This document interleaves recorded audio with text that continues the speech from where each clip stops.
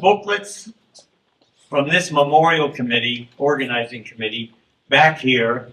They're being sold. It's a very comprehensive booklet put together by the committee about Howard's life and his dedication to class struggle in the trade union movement. We also have posters of the different actions that the ILWU has taken over the years. For instance, that poster over there that says "Stop the War." In 2008, we shut down every port on the West Coast to demand an end to the war in Iraq and Afghanistan. That's one poster that's for sale in the back at the table. I think they're $15, and we have smaller ones for $10. The reason we're asking for donations is to supplement the cost, to defray the cost of this event. We have a couple other posters there. Well, actually, one, where is it? About training the employers. It was the, we have a Liverpool doctors strike in England that we supported here. And we can get into that in the meeting, but there's a poster supporting that tremendous international labor solidarity action that started right here in Local 10. Here's this poster, and that's thanks to the former president, international president of the ILWU, Brian McWilliams. So, and we're asking a donation for food if people can do that. Also, that goes towards the expenses for this ceremony today, this memorial service. 1 second.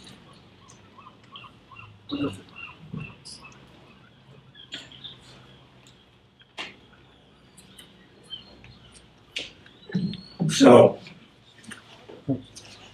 let me impart some information about this room. This is called the Henry Schmidt Room. Henry Schmidt was the first president of the ILWU.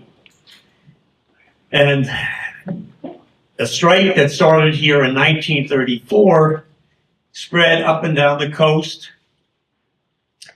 The ILA, which we were a member of at that time, was controlled by a very reactionary leadership in New York, class collaborationist to the hilt, worked with the employers overtime. The president, Joe Ryan, flew out here to try to stop what was an impending strike. And he failed. And Henry Schmidt was one of the people that led that strike that eventually, in a few years, broke from the corrupt and gangster-ridden ILA on the East Coast and established the ILWU, which was one of the leading maritime unions in the Congress of Industrial Organizations. That was the militant wing of organized labor in America at that time. So we're here today to honor Howard Keylor, whose contributions to the working class and oppressed are legendary. Paramount in his lifelong dedication to class struggle is his initiative and supportive role in demonstrations, in strikes, and picket lines.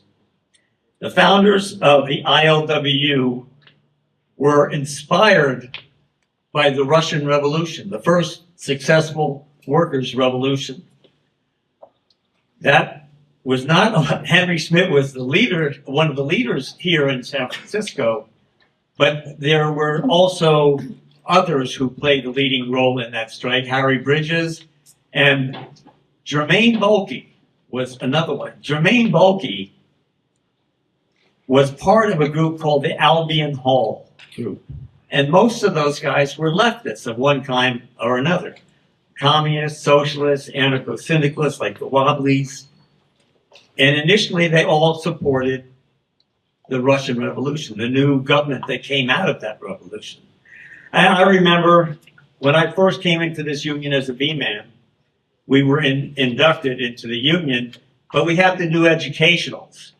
I understand now that they don't require newer members to be educated about our militant history. Well, the fact of the matter is that our history is a shining example of what class struggle means in America.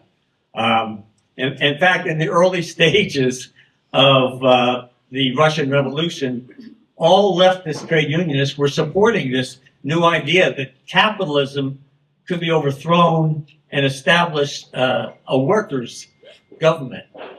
Socialized medicine and factories were expropriated, and workers in this country supported that. They saw that there's another way of living, that we don't have to suffer under the depredations of capitalism. And so that strike in 1934 was about the hiring hall.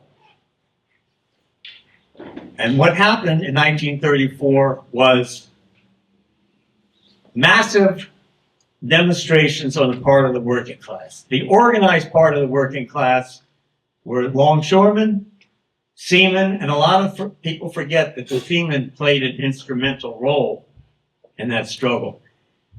And other workers as well. And so we don't want to forget that. And so there were martyrs that happened in 1934.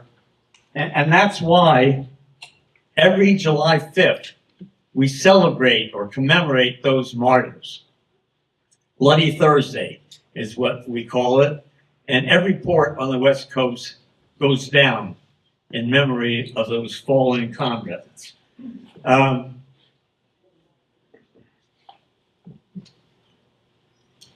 So this room, I don't want to use the word sacred, but it's important in our history. This is where all the militant actions were initiated, because this is where the executive board met. This is where the activists in our local, with community activism, met. In fact, I should just mention one important thing that I just found out minutes ago. The labor historian for the ILWU, International Longshore and Warehouse Union, is Harvey Schwartz. Harvey, will you stand up for a minute, please? Harvey Schwartz is our historian.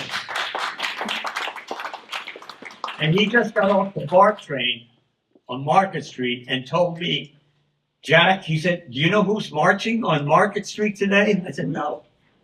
He said, the Proud Boys are marching with their armbands. Really? Yes. This is a union town. This is not the first time fascist strikes march on San Francisco in recent history. In 2017, Patriot Prayer tried to hold a rally on Crissy Field. And this local, at a meeting, the executive board decided that we are going to stop them. We're not going to allow fascists. This is not free speech. This is intimidation. This is about people lynching blacks in the South and police killing blacks inordinately. And not only white cops, but also Latino and black cops. The point is that they're cops. And I'm proud of one important thing in the Constitution of Local 10, and that is that we refused, I put it in the past tense, we refused to allow cops to become members of this local. They're not part of the working class.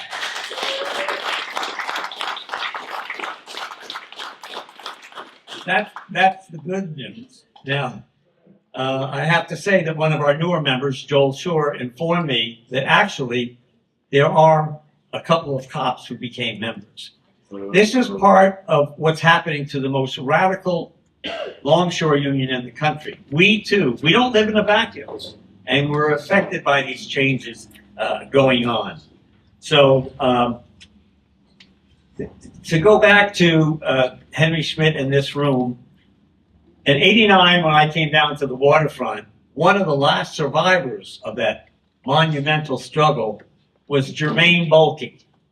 And he was probably a little older than me. He couldn't speak very well, didn't remember things. I'm getting to understand that now.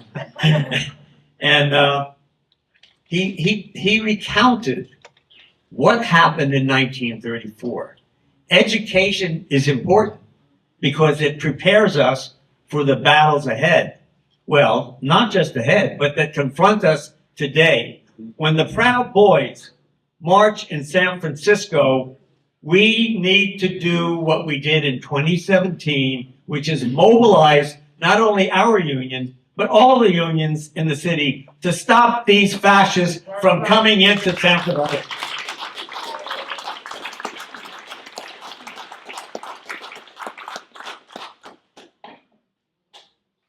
So I'm going to begin today's program introducing the first speaker.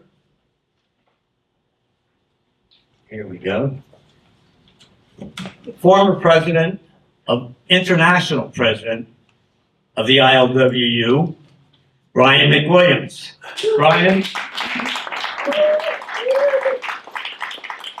Brian was the last socialist president of the ILWU. Hopefully not the last, but he doesn't mind being identified that way. We want to see new socialist leadership in the ILWU. So Brian was the one who sent me to Liverpool because there was an important strike going on in Liverpool. Steve Zeltzer from Labor Video Project informed me about that. I went to Brian and said, Brian, there's an important strike going on in Liverpool. Can we go there?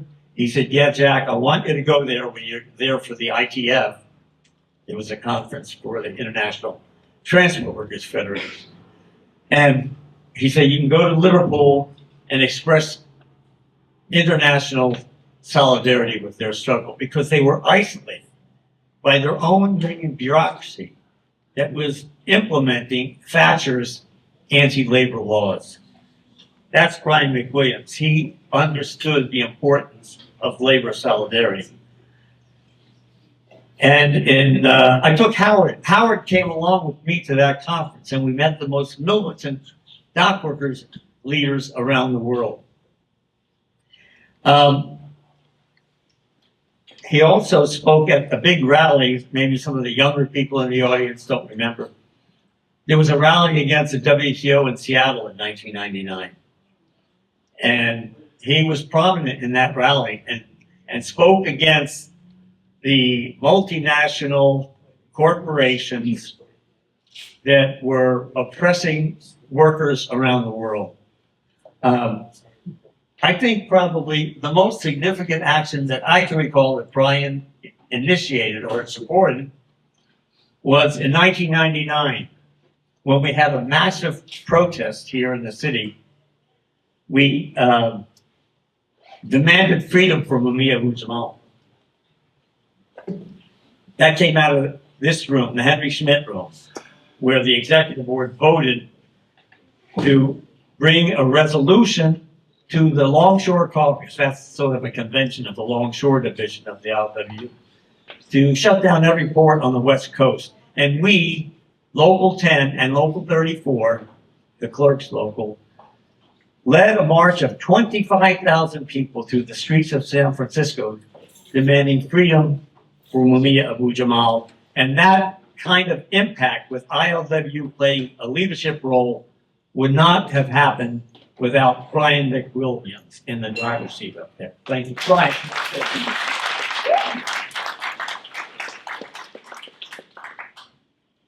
Well, we're actually here to celebrate Howard. So I don't want to divert from that, really. I appreciate Howard is a part of that. I forgot to mention. Yeah, okay. Howard's a very important part of all this. He's one of the kind of people that have made it all happen over the years. Now, I have, oh, pardon me, closer to the mic. I understand. Thank you for that. I'm Brian McWilliams. I'm a retired ILWU member, past president of the ILWU, and I'm here to share with you memories of Howard and the impact he had on so many of us personally and our organization. My first memories of him were standing in the pay line at the ferry building on Fridays in the late 60s when he would be handing out leaflets. I'm sorry to say that I didn't save any of those leaflets or my paychecks. But when workers struggle every day, with the everyday hardships of work and life, there's not a lot of time for reflection on the state of the world. In spite of that, Howard was able to identify and condense issues into something which so many of us could personally identify with, become informed about, and spread the word. He was a dedicated teacher. He and those like him fed the incubator of activism, and which can only best be fomented when workers gather together. And once again, he's accomplished that. In reading about his life experience, I was reminded of a poem written by a Longshore contemporary of his, George Benet. And I would like to read that to you now. It's titled Daughter. When she was a young girl, she asked, "Father, do you know the people of Nigeria have swamps full of malaria? What do I know about Nigerians? My tears are for my own dad with his carbide lamp, following a small donkey into endless tunnels, into his coffin with beams lined with anthracite. My tears are for a seaman who loses his grip on a mast and falls screaming to the cold steel deck. The flesh is so soft and the steel hard and cold. My tears are for 6 longshoremen killed in a crane accident, men who drank beer on Saturday nights, met only at the $2 window, screwed from birth. My tears are for the sailors at the bottom of Kula Gulf, USS Helena, dear girl. My tears splash against Killings, Wangara, Savo Island, where I served my apprenticeship with death. I speak for sailors, longshoremen, miners. I'm competent only to cry for them. What do I know about Nigerians? What do I know of the dreams and desires of young girls? Well, I certainly believe that Howard did indeed shed tears for Nigerians, but he was able to stay focused on issues which workers could personally identify with here. He was passionate in his beliefs. Unlucky for us, the ILWU, our union was a friendly and supportive incubator to build support for issues vitally impacting our lives and the communities around us. He certainly could have written a similar poem, and there's so much more to reflect upon today. We have an opportunity now to hear more about his insatiable drive to see justice done and his relentless energy, and also to lament the passing of our militant brother. Thank you.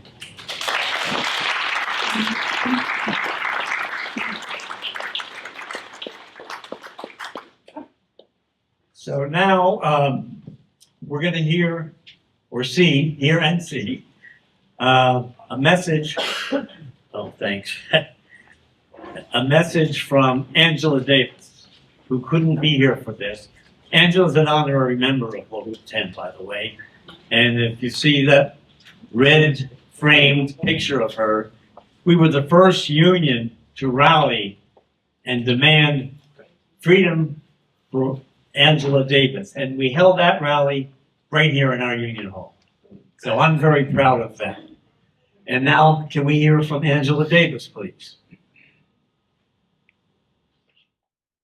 Sisters, brothers, and comrades, as an honorary member of ILWU Local 10, I apologize for not being able to be there for Brother Howard Keylor's memorial.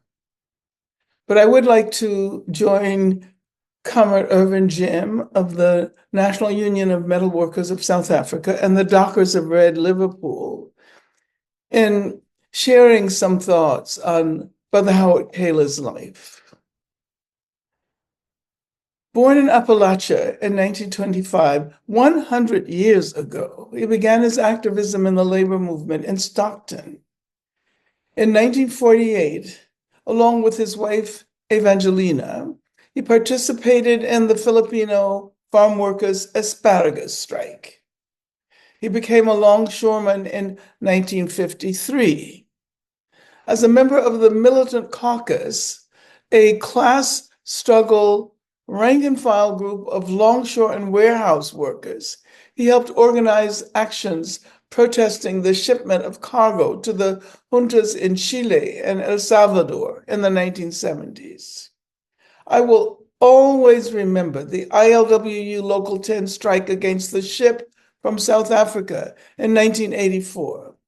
I participated in that historic action in San Francisco, which was initiated by Brother Keylor and amended by Brother Leo Robinson. His revolutionary commitment of solidarity with oppressed people continued through the 90s, when he helped organize port strikes against Zionist-owned Zim lines, which now no longer calls in the Port of Oakland, laying the basis, of course, for longshore workers to refuse to load military cargo for Israel's genocidal war on the Palestinian people. In 1999, Brother Keylor, a member of the Labor Action Committee to free Mumia Abu Jamal, helped to organize the march of 25,000 led by Local 10 through the streets of San Francisco, demanding freedom for Mumia. I also participated in that strike, in that march. We need to continue the struggle to free Mumia and all political prisoners. As you know, I was also once a political prisoner, and ILWU Local 10 was the first union to demand free Angela at a rally in their union hall. Finally, when we build a movement to abolish all prisons, Howard will be there with us in spirit. I send you comradely greetings and wish you a fruitful memorial for our working class warrior, Brother Howard Keylor. There you go. He well deserves it. Thank you, Angela. We had a tribute to Howard here in 2018, not that long ago. And Howard was here, already up in his 90s, in a wheelchair.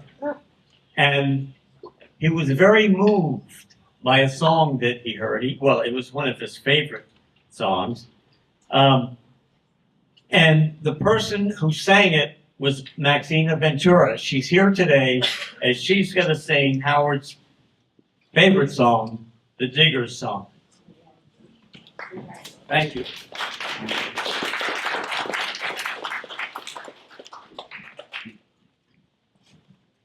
In 1649 to St. George's Hill, a ragged band they called the Diggers came to show the people's will. They defied the landlords, they defied the laws. They were the dispossessed reclaiming what was theirs. We come in peace, they said, to dig and sow. We come to claim the earth in common for everybody's. Sorry, I've been. Let me just start this again. In 1649 to St. George's Hill, a ragged band they called the Diggers came to show the people's will. They defied the landlords. They defied the laws. They were the dispossessed, reclaiming what was theirs. We come in peace, they said, to dig and sow. We come to work the land in common and to make the wastelands grow. This earth divided we will make whole, so it can be a common treasury for all. The sin of property we do disdain. No one has any right to buy or sell the earth for private gain. By theft and murder they took the land. Now everywhere the wolves rise up at their command. They make the laws to chain us well.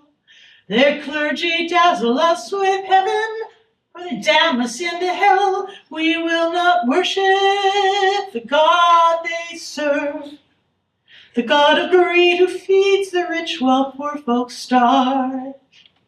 We work, we eat together, we need no swords. We will not bow to the masters or pay rent to the lords. We are free people, though we are poor. You diggers all stand up for glory, stand up now. From the men of property, the orders came. They sent their hired men and troopers to wipe out the diggers' claim, tear down their cottages, destroy their corn. They were dispersed, but still their vision lingers on. You poor take courage, you rich take care. This earth was made a common treasury for everyone to share. All things in common, all people one. We come in perfect peace, they came to tear the cottage down. We work, we eat together, we need no swords. This earth was made a common treasury for all of us to share. All things in common, all people one. You diggers all stand up for glory, stand up now. You diggers all stand up for glory, stand up now.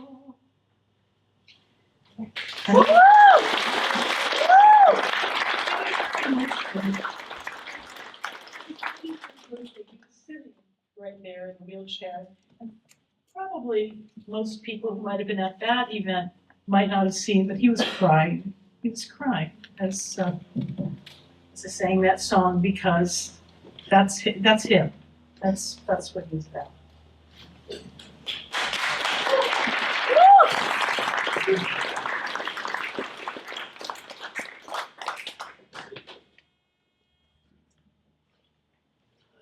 Yeah, I was going to mention that exactly what Maxina said. It was very moving. And I looked over to see Howard and tears were running down his eyes. He did that twice during that tribute to him. Not once for your singing the Digger song, and another time when his daughter Aloha came up and recounted what it was like living in Stockton and being a brown girl. Her mother was Filipino and her father, Howard, was German-American. And I think she was waiting, or Howard was in an unemployment line or something like that. And she very passionately, with a subtle emotion, said, "You don't know what it's like when people stare at you and you're a little brown girl and your father is white." Something like that. I couldn't say it any better than that, but it brought tears to Howard's eyes. So with that, The next, we're going to see a film put together by his other daughter, Isis. It's called Hot Cargo Video, and it documents in film the role that Howard played in so many of these significant class battles. Hot Cargo Video, please.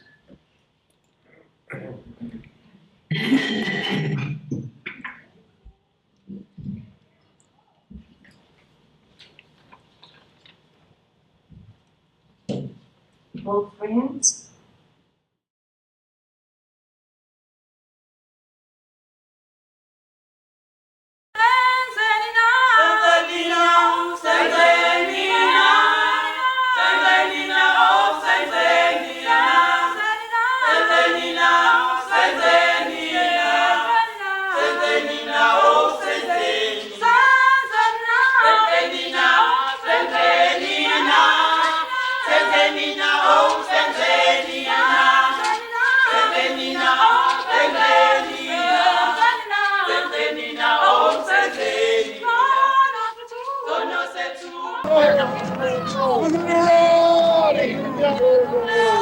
At Pier 80 in San Francisco, it's more than symbolic. Longshoremen from Local 10 are hitting South African and American businesses in the pocketbook. They're vowing not to touch the South African cargo on this Dutch ship, even though tonight a federal judge is telling the workers they have to. To hell with the laws, to hell with the injunctions. I believe that that's what's necessary. This is more than just another demonstration. This is a challenge to our system of free enterprise. Here you have millions of dollars worth of goods on a ship back there, and people here saying that if you do business with South Africa, you can't do it here. This money is made off the most extreme exploitation of the black people in South Africa. Families are divided, people are being pushed out. It's like if you were in California and people were pushed out on the Mojave Desert and put in tin shacks with no way to grow food and no way to live, and they die. Every minute in South Africa, a child under 5, on the average, dies of starvation. What appears to be certain legal action against their union and an arbitrator's ruling that'll hold back guaranteed weekly pay, longshoremen are still refusing to handle the cargo from South Africa. Remaining in the holds of the Dutch vessel, the steel, coal, glass, wool, and auto parts scheduled to have been unloaded here, along with some cargo from Australia. I've been aboard this ship 3 times, and I'll work any other. Matter of fact, I was in the gang that discharged the Australian cargo. We have no quarrel with the people of Australia. We have no quarrel with Nedlloyd lines. We have a quarrel with the South African government. At a dockside rally this morning, longshoremen and supporters repeated their feelings about the reports of life in South Africa, which they regard as oppressive. It's got the blood of the courageous youth in Soweto that stood up against the vicious, racist apartheid regime. The longshoremen are saying that this is a matter of conscience to them. It's a reaction to the recent oppression of labor leaders in South Africa, the detention, the torture, even the killings of people who have spoken out against the policies of apartheid. The Pacific Maritime Association is taking its case against the union to the federal courts to force the unloading of the cargo, in spite of the longshoremen's contention that this is the action of individual members. While the dockside rally kept the gates of Pier 80 closed, a floating picket line by a group called the Peace Navy paraded on the bay side of the ship, telling anyone looking from that side why the cargo is being ignored. Boycott of South African cargo in 1984 at Pier 80 for 11 days.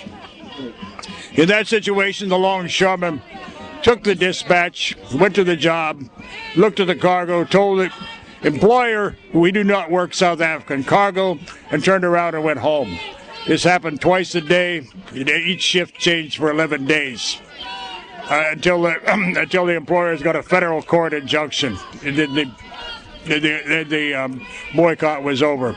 There was a large group of people outside both morning and evening, but these were in support of the longshore actions. But it was a longshore courage in deliberately violating the Taft-Hartley law and the union contract that made that successful. This was the result of over a decade of education within the local on the horrors of the South African apartheid regime. So that the membership was well educated. And what actually precipitated the action was when South Africa arrested the entire leadership of the Black Miners Union and charged them with treason, with threatening to execute them. And that precipitated the action when I made the motion to, in Local 10, which passed unanimously, not to work the cargo on the next ship that came in. That's what happened in '84. Woo!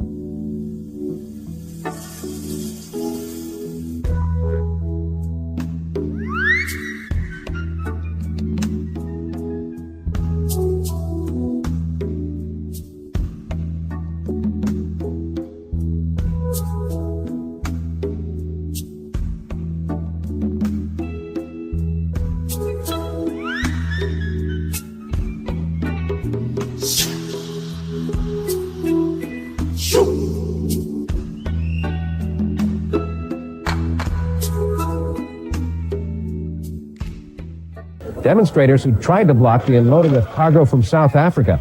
It happened on Pier 80. Riot squads, as you see, moved in on 200 protesters. They were pushed out of the way and trucks moved in to unload the ship. But some dock workers who support the protesters said this city of San Francisco is not following its own rules against apartheid. Hypocrisy of this administration of this city. We're passing paper resolutions against apartheid and then using the police force to remove people and workers who are trying to strike an economic blow against that regime. We salute members of the International Longshoremen and Warehousemen Union Local 10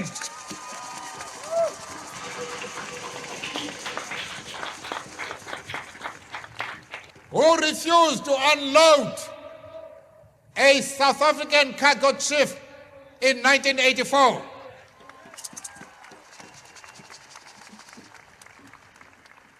In response to this demonstration, other workers, church people, community activists, and educators gathered each day at the docks to express their solidarity with the dock workers. They established themselves as the front line of the anti-apartheid movement in the Bay Area.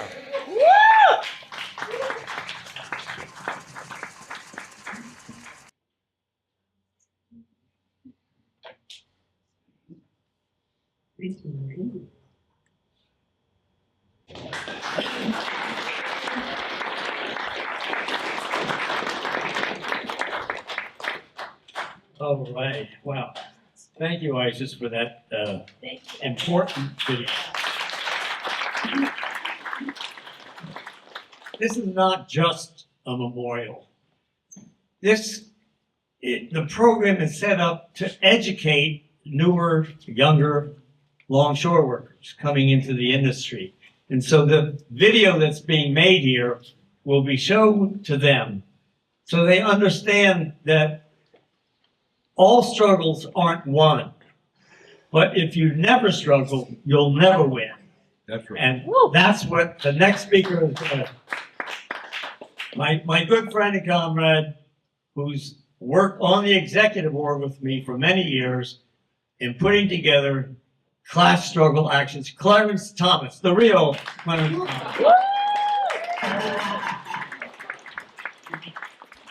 Thomas.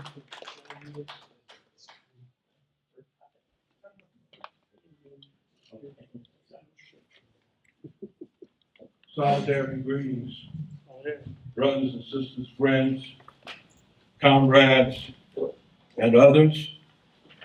I'd like to first congratulate Jack and those that were responsible for making this memorial happen today. Let's give them a round of applause. full house. The other thing that I would like to do before I get started is that I would like to recognize those in the room who participated in the 1984 action and even actions prior to that. I see my brother Larry Wright, with all of those who participated, whether or not you were local 10 or not. Would you please stand, please?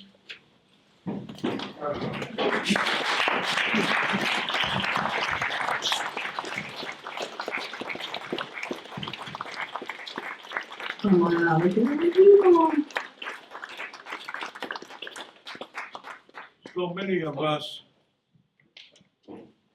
are not able to be here today or who have passed on. It is so great. I'm very grateful to be here today myself. I'd like to take personal privilege to say to each and every one of you who are in the audience or who are listening, please get your shingles vaccine. I have been impacted by this scourge going on now for 4 months in my left eye. And I'm grateful to be here today. Thank goodness for the ILWU's tremendous health care, and pension. All of us who are members of the ILWU appreciate that. Let me first of all say, Brother and Comrade Howard Keylor's career on the waterfront started as a casual in Stockton in 1953. During the era of anti-communism and blacklisting, this was 3 years following the introduction of the Magnuson Act of 1950 to screen so-called subversives during the lead up to the Korean War. Primary targets were the International Longshore and Warehouse Union and the Marine cooks and stewards because of their militant and progressive histories. The ILWU opposed the act and fought against it in court. The ILWU is one of the few places where men and women who shared Howard's politics could find work and be defended by the union. As we all know, Howard was a Bolshevik. He was a member of the International Bolshevik Tendency, a Marxist organization fighting for an international working class revolution to overthrow capitalism. He's very upfront about that.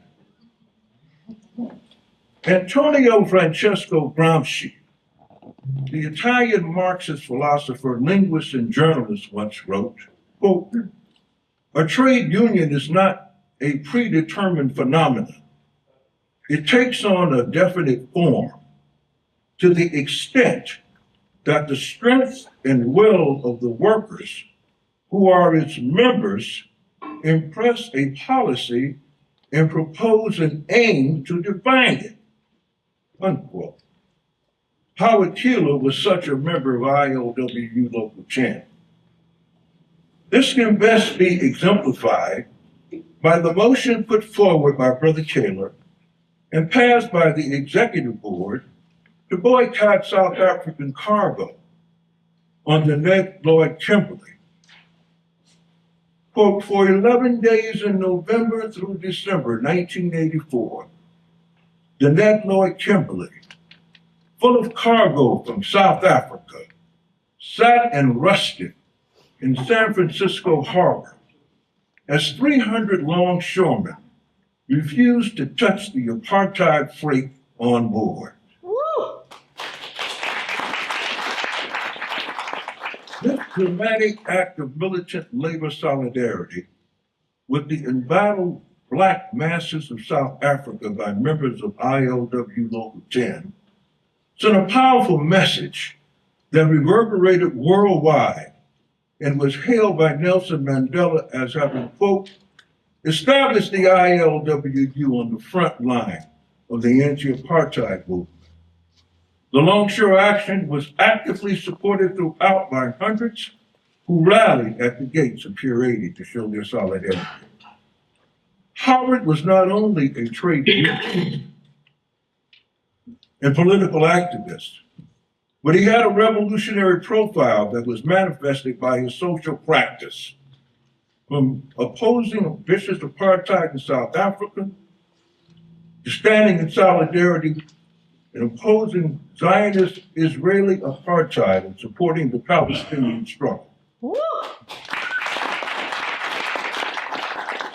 This contributed in shaping ILWU Local 10's militant and, yes, revolutionary character. Speaking as an African-American trade unionist, Clarence Thomas, Howard's anti-racist political and social consciousness is indeed instructive to white trade unionists and others. We have recently witnessed leaders of the International Brotherhood of Teamsters and the International Longshoremen Association kissing the hand of Donald J. Trump. Whoa. This reminds me of how pervasive racism and white supremacy is not only amongst the white working class, but specifically the labor movement. Mm-hmm. All rank and file members of unions must be willing to embrace leftist politics to support rank and file unity, democracy, and an anti-racist agenda. Woo. The actions of trade unionists willing to saddle up with neo-white fascists show the lack of class struggle, working class consciousness, which is what Howard exemplified throughout his life. That's right. Brother Taylor's understanding of the relationship between race and class was shared by Harry Bridges and others who sought the solidarity of the Black community to support the waterfront strike of 1934. They were communists, leftists, and anti-racists who believed in rank and file unity and democracy. It's the radical and anti-capitalist, anti-imperialist, and anti-racist politics that has contributed to building the long and glorious militant tradition of the ILWU Local 10.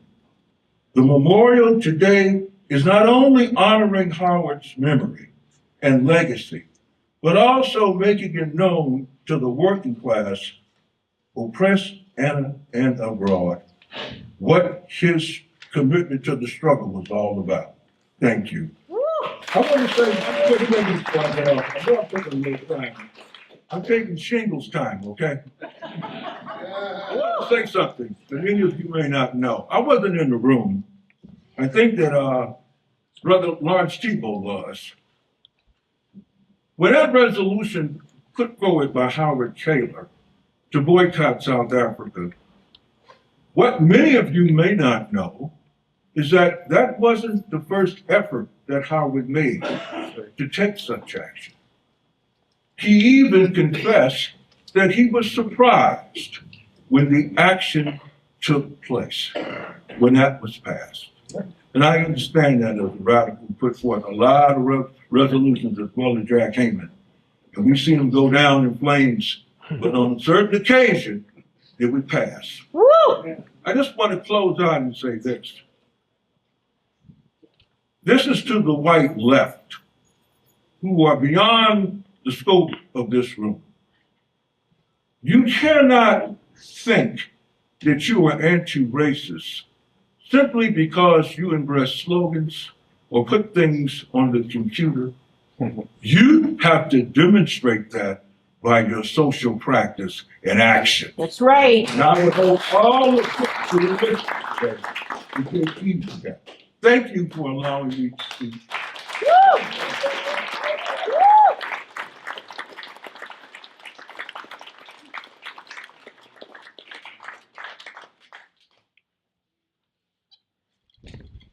Unfortunately, I did not give Brother Thomas the adequate introduction that I should have given. But let me just say, this local is known around the world as the Red and Black Union. Red because of our politics, and black because of our racial composition. Woo. Brother Clarence Thompson's activism started over a half a century ago when he was in the Black Student Union at San Francisco State. And they conducted a strike there, the longest strike in the history of any student strike in this country. Clarence became a member of the Black Panther Party. And he brought a lot of that politics into our local. He was a third generation retired member and officer of ILWU Local 10. He's an author and co-founder of Declare Publishing with he and his wife.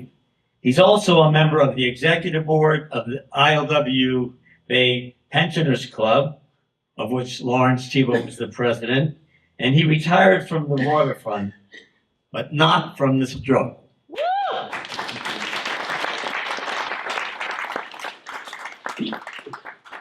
One last point that wasn't put on here for me to read is he also was co-chair of the Million Worker March that marched on Washington, D.C. in 2004 to give an independent voice to politics in this country, a working class voice. So thank you, Clarence.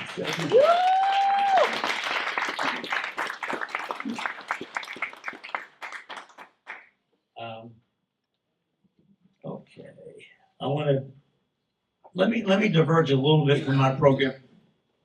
Come on up, Lawrence. I know you've been waiting a long time. Lawrence Thibault, president of the Pensioners Club here. He's one of the first people to be up here. He's a long-time officer in the ILWU. He was a business agent back in the 70s and 80s. He was president of Local 10 back in the 90s and into the 2000s. He, as president of the Pensioners Club, put forward a resolution that when our delegation which was about to go to South Africa, that when we're there, we would engage the leadership of the largest union in South Africa that Angela referred to, the National Union of Metal Workers, that we would engage them and ask them to demonstrate, as Clarence was saying, not just words, but demonstrate to demand freedom for America's most well-known political prisoner, Mumia Abu-Jamal. And Newt, who is going to be here later today, I hope, Newt and I met with the leadership, Irvin Jim. And not only did they write a letter to this Judge Clemens, a black attorney, corporate attorney, who, of course, ruled in favor of the state and denied Mumia a new trial. Shame. Or released him from prison because all the evidence was phony. They wrote a letter to the judge. They had a demonstration in front of the U.S. Embassy in Pretoria, dancing and singing and demanding freedom for Mumia Abu-Jamal. And then finally, Irvin Jim made a video for all trade unions around the world that went viral to demand freedom for Mumia Abu-Jamal. So,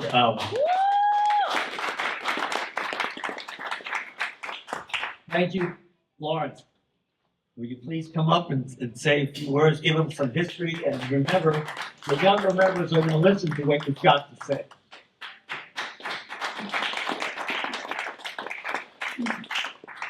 Greetings to everyone. I joined this organization in 1967. And when I first got involved coming to the union meetings, one of the outstanding persons that was always on the mic talking about social issues was Howard Keylor. And at the time he had a partner with him, which was Stan Gow. And the two of them would get on the microphone and inform us of what was going on outside of the hiring home. And you know, when you're young or you think about it's going to work and taking care of your family, and you don't really realize what's going on around you because you're so busy trying to accumulate things, making babies and things of that sort. That's the truth. Okay? So your mind is on different things. However, when you come to the union meeting, Howard would be there talking about issues outside of the working people and giving us the education on what needed to be done. And I want to talk about two things that stand out beside the South African issue. Was that for many years, we worked at a company called Pasha, which was a steel company in Richmond. And it had a contract with Harry Bridges that said as the workers retired, the longshoremen would take over those jobs. And the jobs we had while they were in charge is when the steel would fall on the deck of the ships, we would get hired to pick up the steel and throw it into the hatch because it was unsafe to be on deck. And we did that for many years. And then another company took over called Levin's Terminal. And Levin stopped ordering longshoremen to work on their job. And we went to find out what was going on. And they said that, well, we're bringing our own people and we don't want no longshoremen on this job. Well, we had a meeting and I believe Howard Keylor came up and said we need to shut the port down and go tell Levin's when the hell's the boss around here. Which is what happened. We actually refused work on all the terminals, day and night. And all the longshoremen showed up in Richmond to let Levin's know that no port work is going to take place until we resolve this issue with them.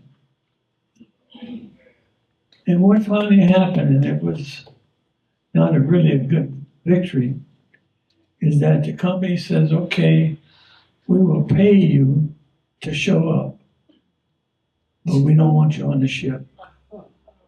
Shame. So members would get dispatched. We'd go to the office and they would say, okay, that's your turnaround time, go home. And they would pay us 8 hours. They did this for about 5 years, and then one day, Levin says, hey, you know, that's racketeering. Why are we paying you and you're not working? And at the same time, we were working at Sense Steel. We were doing the work at Sense Steel. And they took us to the National Labor Relations Board, and they found we were guilty of feather bedding, or something of that sort. And we lost the case. We didn't have no more show-up time. The only thing we do at Levin's Terminal now is tie ships up and let them go. Then Sister Steele says, we don't want longshoremen either. So we lost our job. And last was we had an incident where one of our members was attacked by KKK in Richmond. And Howard Keylor made a motion that we would hire armed guards and patrol that area to make sure that those people didn't get hurt. And what they did was a shotgun through the window and almost hit the children there. And that went on for about 7 months when we finally determined who those people were. They lived in this cul-de-sac street around the corner, and they didn't like black people.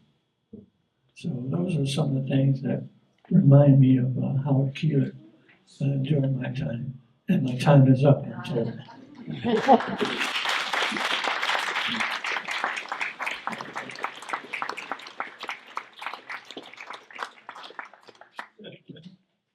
Thank you, Lawrence.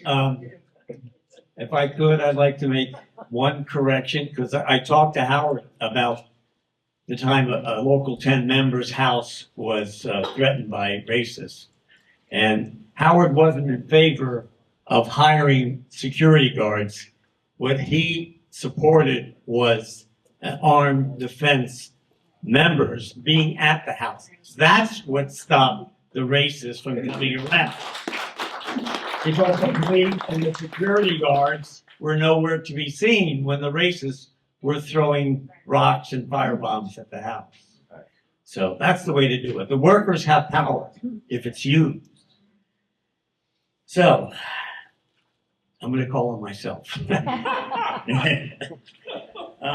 So I was in the IBU when this '84 strike happened down in Pier 80 against apartheid. But before that, in 1984, I learned my first lesson. I learned it from Howard, which was we were on strike, a small group of the Inland Boatmen's Union called Tankermen and Tugboatmen.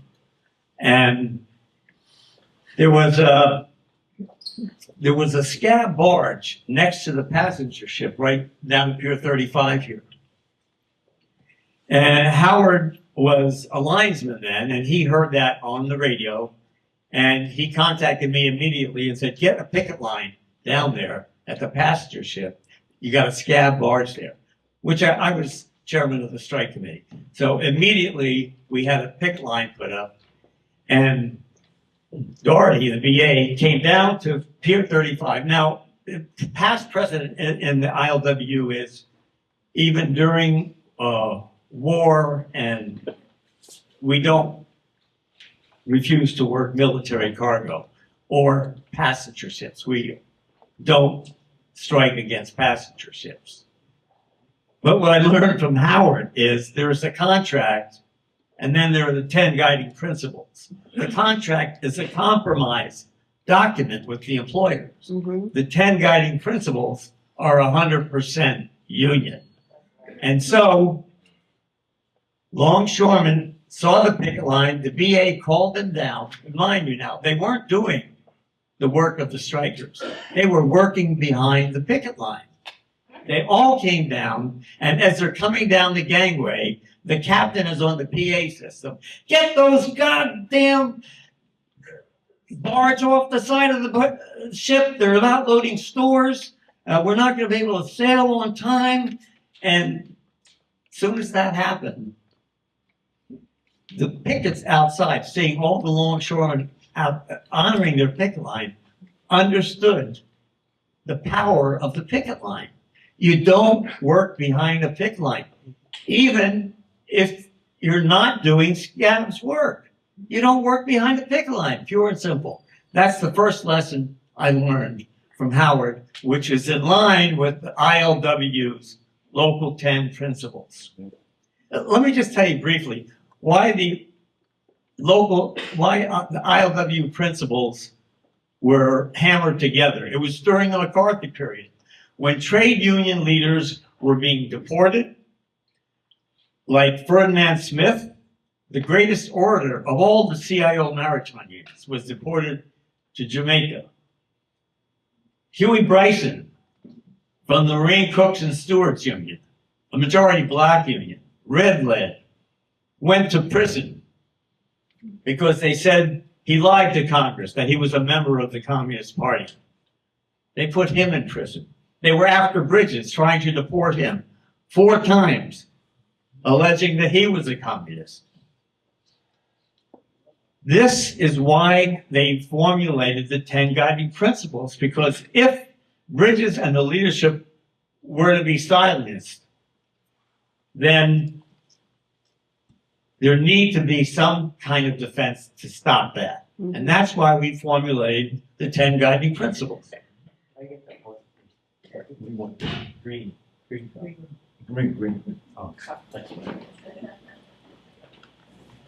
Oh, the cup, you put the water.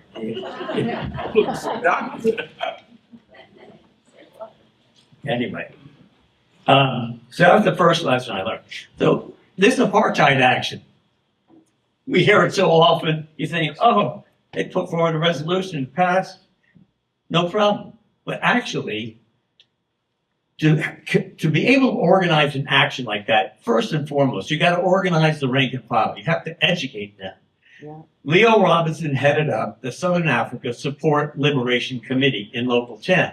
He educated the members of Local 10 right here in the Henry Schmidt room. Larry Wright, where's Larry? Thank you. Oh, okay. Larry Wright was with the Liberation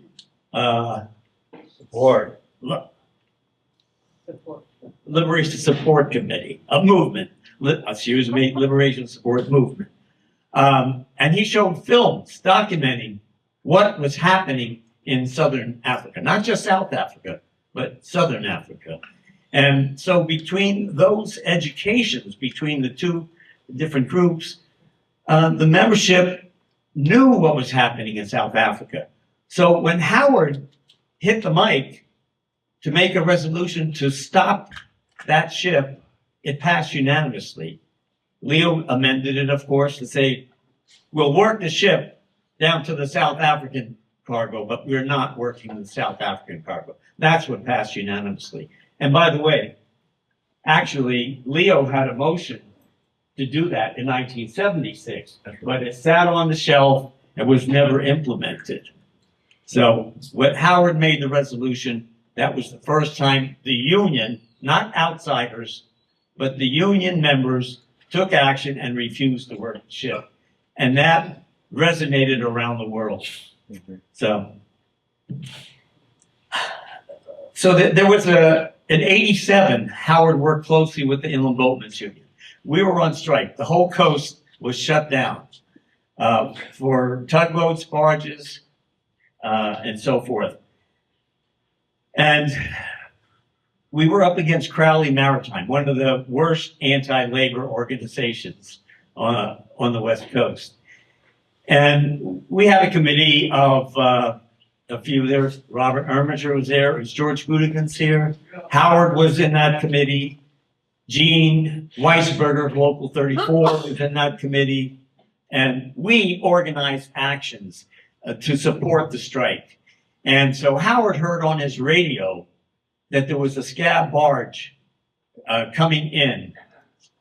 Oh, actually, the scab barge was already at the Oakland Army base, and he heard that they're going to shift it over to Richmond, and they did. I know I'm not going to be able to get all this in time, Kathy. Anyway, so they shifted it over. Gene Weisberger told Frank Milici, the president of Local 34 at the time, we've got to shut the port down. We've got to march on Redwood City. And so all the ports, all the terminals were shut down. We marched the Inland Boatmen's Union and the Longshore division of the ILWU. And we had scabs working on the barges at Redwood City. Who were the scabs? They were union scabs from other unions. The Machinists Union, operating engineers, and the laborers. These were AFL-CIO unions doing longshore work. Well, I have to say that longshoremen don't tolerate somebody else doing their work. That's right. And so what happened at noon, some of the workers who weren't working on the barge went through the cyclone fence, which was locked. And they unlocked it and they went to lunch. Somebody forgot to lock it back up. So it was wide open. I pulled the cyclone fence back. Howard was there. He's the one that helped get all the longshoremen and clerks together, he and Gene Weisberger. We had several hundred longshoremen, and we marched down to the barge. The scabs were still on it. They jumped off the barges like rats jumping off the ship, jumped into a bus that the security guard was driving. He couldn't come towards the front gate. There were a couple cops in a car with 38 revolvers. That's 12 bullets, I guess, altogether. But we had several hundred, so discretion was the better part of valor. They didn't pull the trigger. We kept marching. They kept jumping off the ship. They got onto the bus. the security guard drove to the back gate, but it was locked. They couldn't get out. And we kept steadily marching towards them. And finally, the security guard floored it. And it went crashing through the gate to get out of there and save their asses. And they never came back again.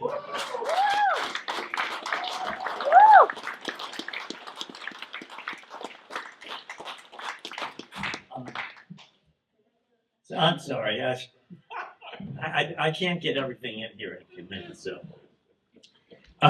So in 1996, the international president sent me over to a conference in London for the International Transport Workers Federation, the largest organization of workers in the world, 20 million workers around the world. And I heard from Steve Zeltzer that there was an important strike going on in the port of Liverpool. So I asked Brian if I could stop by there, and he said, sure, and extend them international solidarity greetings from the ILWU, which I did. And they were astounded that that kind of solidarity came all the way from America. And there was a news blackout, and they had an interview with me. That was the first breakthrough they got in the mainstream media, bourgeois press. And it really, the news got out more and more. So other unions came to their defense as well. And they called an international labor conference in the following year. And at that labor conference, Howard came with me. And we were recruited by the Liverpool dockers to get the word out. And so the dock workers unions around the world were hearing from us here in Local 10. And that was an important struggle. Again, the problem with so many of these struggles is that they're sold out by the leadership on top. Yeah. Time and again. And so the lesson learned is if you're going to fight the employers, which is backed by the capitalist government, you need to defy your union leadership. You need to fight them to get class struggle actions going. That's what happened in 34. There were three major strikes in 1934. The longshoremen, the Teamsters in Minneapolis, and auto workers in Toledo. In each case, in each of those struggles, they were led by Reds.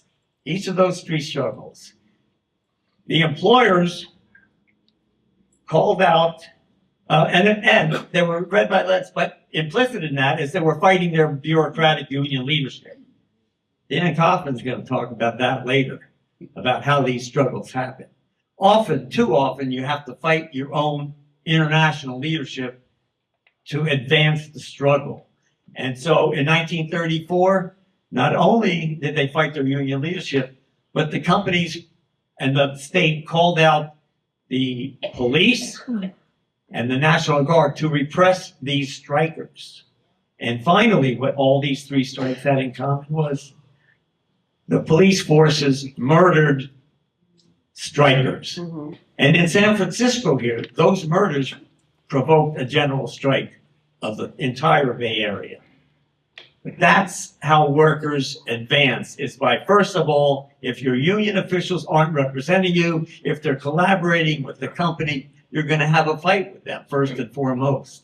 And unfortunately, that's the state of the union. Let me just conclude by saying, one of the things that I feel proud of, Howard was very proud of anti-Apartheid action.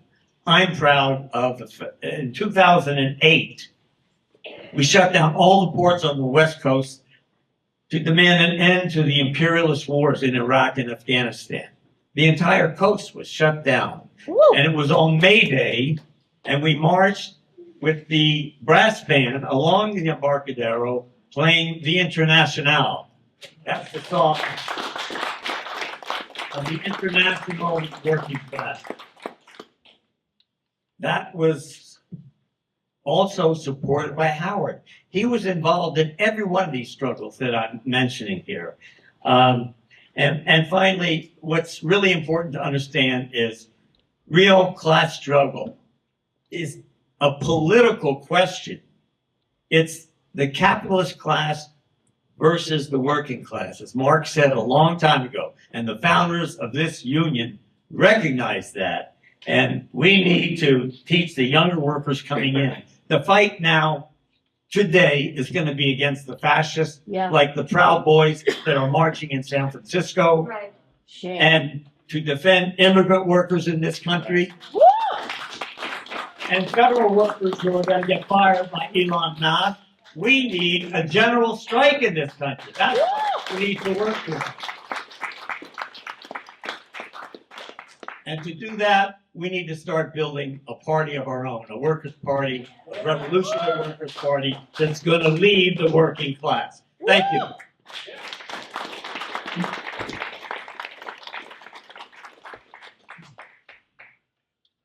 The next speaker is Tom Riley from the Bolshevik. Tom, you're back here. Tom came all the way from Canada to speak, so Tom and Howard have been in the same organization for a long time. Tom Riley.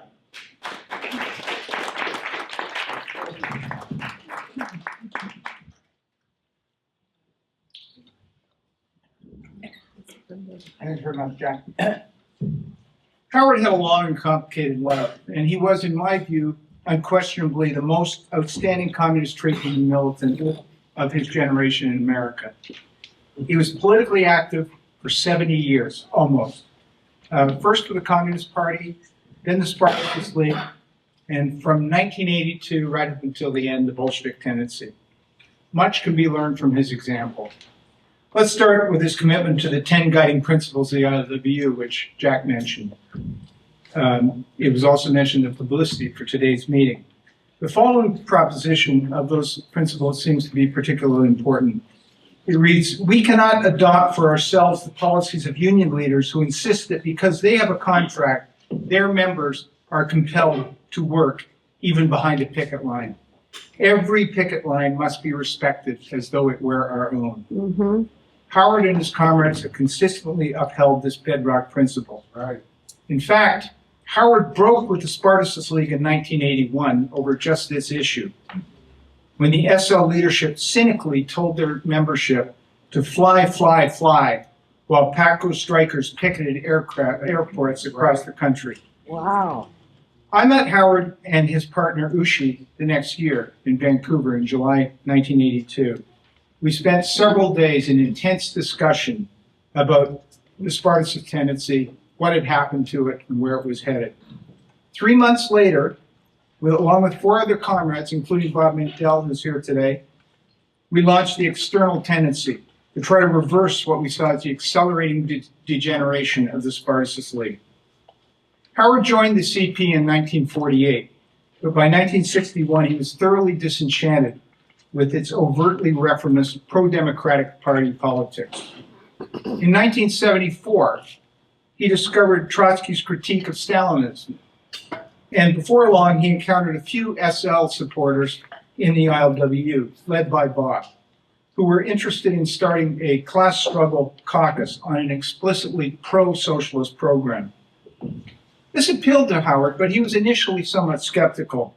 But after some serious discussion, he came to see how the transitional program, written by Leon Trotsky as a sort of summary of the positions taken by the Communist International under Lenin, could provide a template for developing revolutionary consciousness within the working class. The appeal of the transitional program to Howard was that it provided means to connect the struggles for immediate practical needs of workers with the historical necessity of overthrowing capitalist rule. The idea of conducting trade union work on the basis of the transitional program, as specifically adapted to a particular industry, was one of James Robertson, the leader of the Spartacus League's most important political contributions, we think.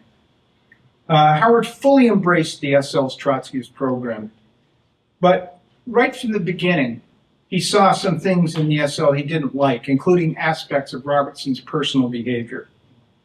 Howard was also uncomfortable with what he saw as the abject servility displayed by L. Nelson and other leading Spartacists in the presence of Robertson. And he also didn't like the unwritten rule that Robertson was above criticism. All of these things he mentions in an extensive interview which is available for anyone to listen to. Howard was an unusual and he was an immensely valuable addition to the SL cadre. He was not only an experienced militant with real political influence in Local 10, but he was also a deeply committed revolutionary and very knowledgeable, very well read. Howard was very familiar with the writings of Marx, Lenin, and eventually Trotsky. Only very exceptional people are capable of making such an abrupt political turn from critical Stalinism to Trotskyism in their late 40s. But Howard never missed a beat.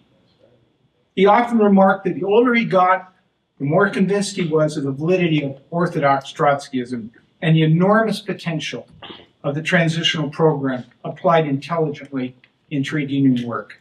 And he did apply it intelligently. Howard was not only a founding member rather, of the external tendency, he was in a real way more like the founding member. In his September 1981 resignation statement from the Spartacist League, which is on page 2 of the bulletin we handed out today, he clearly identified the Roberts regime as an obstacle to building a viable revolutionary leadership for the working class. He was harshly critical of what he termed the SL's, quote, increasingly cult-like internal life, which he said was characterized by a defensive, hierarchical regime combined with a personalistic, Jesuitical method of internal argument and discussion, which had no tolerance for even the slightest disagreement with the leadership. Those of us who were in the Spartacist League in that period can confirm that that's not a bad description. At the same time, he said he wouldn't go public with his differences because he continued to agree with the SL's public program as it was presented. And this is the same policy that we in the external tendency adopted for the first few years, modeled on Howard's previous behavior. Howard's resignation, in fact, reads like a sort of rough draft of the Road to Jimstown, the 1985 document in which we announced we were giving up on the SL after its attempted wrecking of the 1984 Longshore boycott. In 1981, when he got pushed out for objecting to the SL leadership's fly, fly, fly policy on the PATCO strike, Howard recognized the extent of the degeneration at the top of the SL. He certainly saw things much more clearly than we did in Toronto, where we got purged a year earlier. We hoped that the SL leadership, in which we had an unreasonable amount of confidence, would one day admit that our purge had all been a mistake. Well, that day never came. And Howard knew better than we that it wasn't going to come. Howard valued immensely what he'd learned from the SL's trade union policy. And he knew it would be criminal to abandon the work he'd been engaged in for half a dozen years of militant caucus in the ILWU. So in January 1982, along with his partner Ushi, he launched his own publication, Militant Longshoremen, which full run of which is reprinted in the book that's for sale here today. Howard understood that the transitional program used properly is a tool for mobilizing the working class in the direction of struggle to create a worker state to replace the existing capitalist one. One key element in this is demystifying the bourgeois state, the majesty of the law. Right. In the Bolshevik that we handed out, we've reprinted Howard's account of the defensive struggle in Richmond in 1983, which he initiated as an example of how this can be done. When Local 10 shut down the port and mobilized 1,200 union members to run the scabs off the docks at 11 terminals, everyone who participated knew that it was illegal. But they also knew that it was necessary if the ILWU jurisdiction was going to be maintained.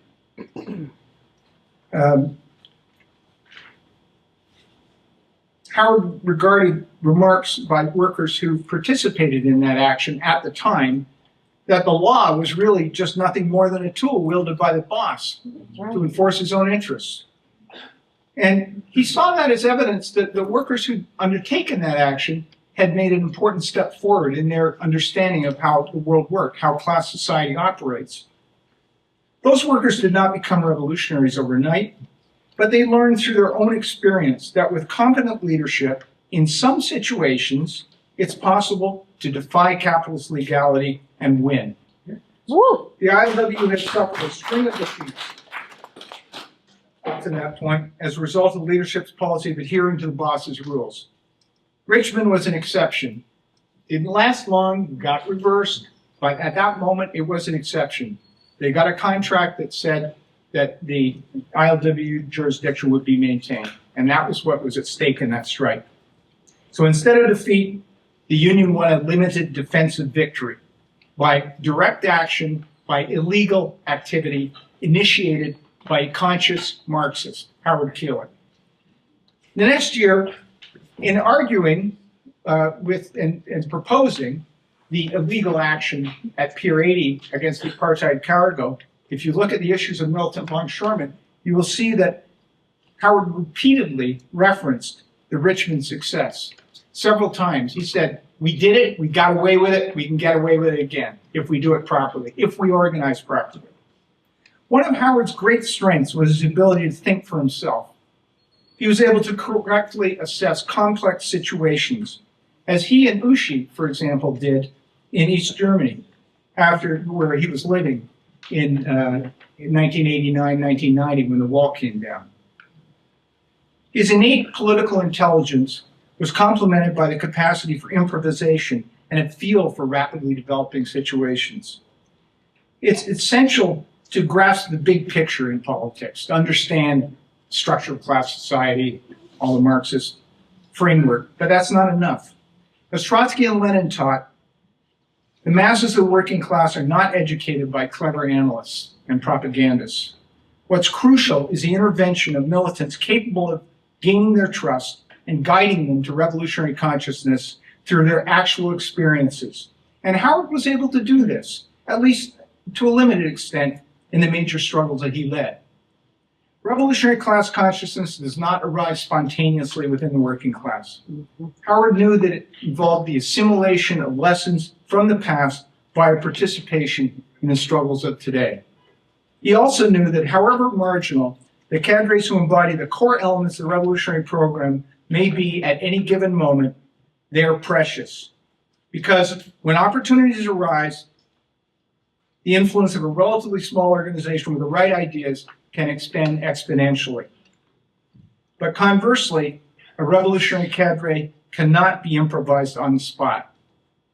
That's why he worked for decades to try to lay the basis for a viable revolutionary organization.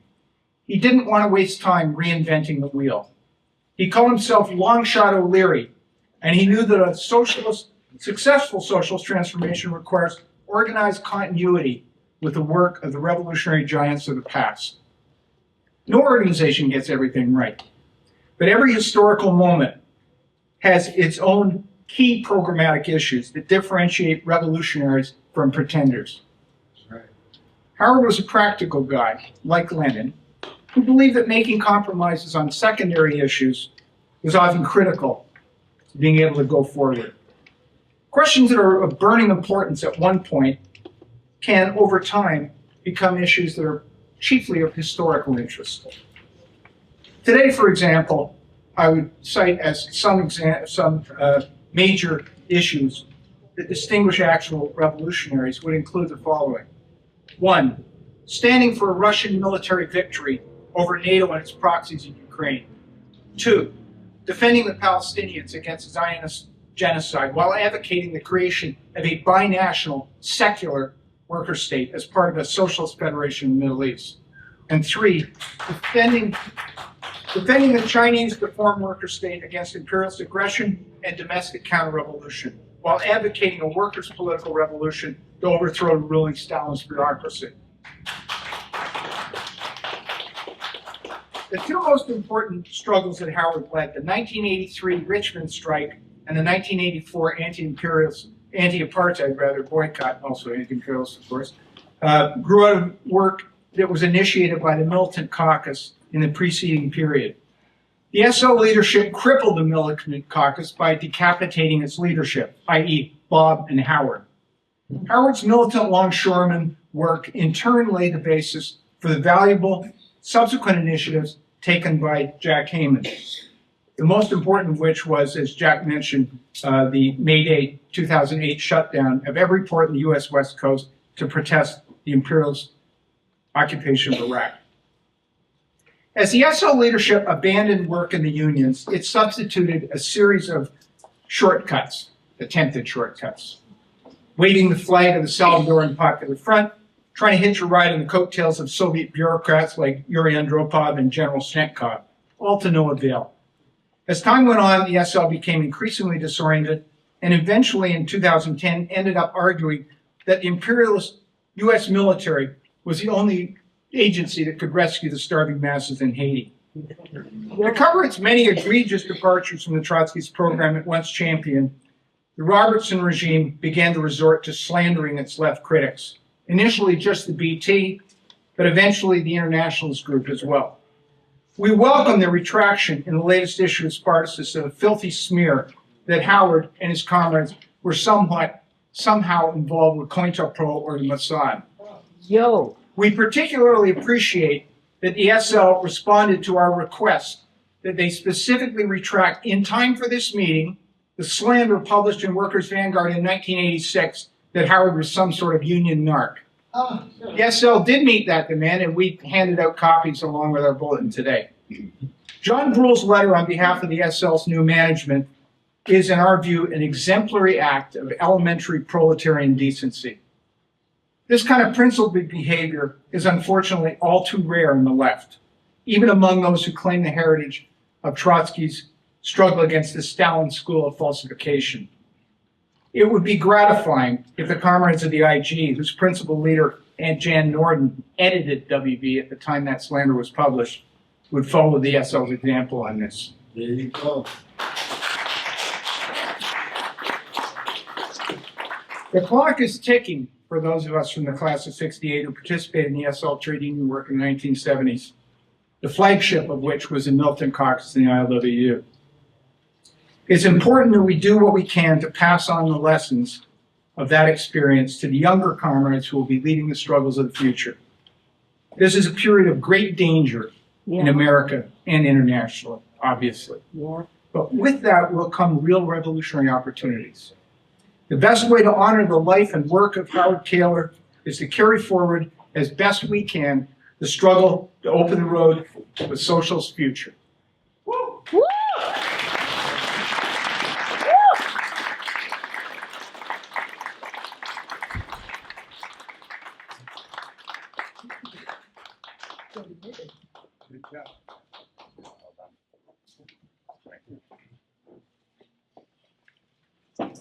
Okay, our next speaker is going to be Bob Mandel. Bob was a veteran of the Mississippi Civil Rights Movement. He was in SNCC, Student Nonviolent Coordinating Committee, as was Harvey Schwartz, ILWU's historian, and myself. And he was also one of the Oakland Seven, found not guilty in a major anti-Vietnam War conspiracy trial. Bob's been to Cuba, Soviet Union, and China. His grandfather was a messenger for the Bolsheviks in the 1905 Russian Revolution. His father was witch-hunted by McCarran, the McCarthy and HUAC committees, and gave one of the most impassioned, brilliant speeches defying the HUAC know-nothings that I've ever seen. You can get it on YouTube, and you should. Look under William Mandel versus HUAC. Bob was on the Warehouse Union Local 6 Executive Board for a number of years, and after leaving the warehouse industry, that Local 6 is our warehouse local in the Bay Area, he became a teacher in the Oakland Education Association and was in executive council of that union for many years. Bob Mandel.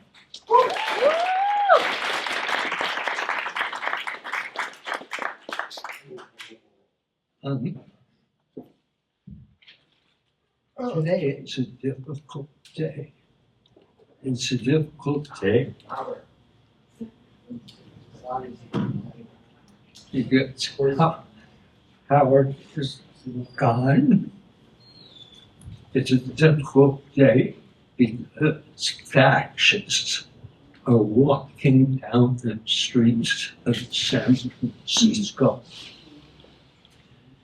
And maybe the most important thing about what's going on here today is that the program on which the military caucus was built, the actions that Jack and Clarence and Brian and Lawrence have talked about, what's shown in the video, those things happened, they can happen, and they are necessary to happen if we are going to defeat this reaction which has launched itself with rocket speed.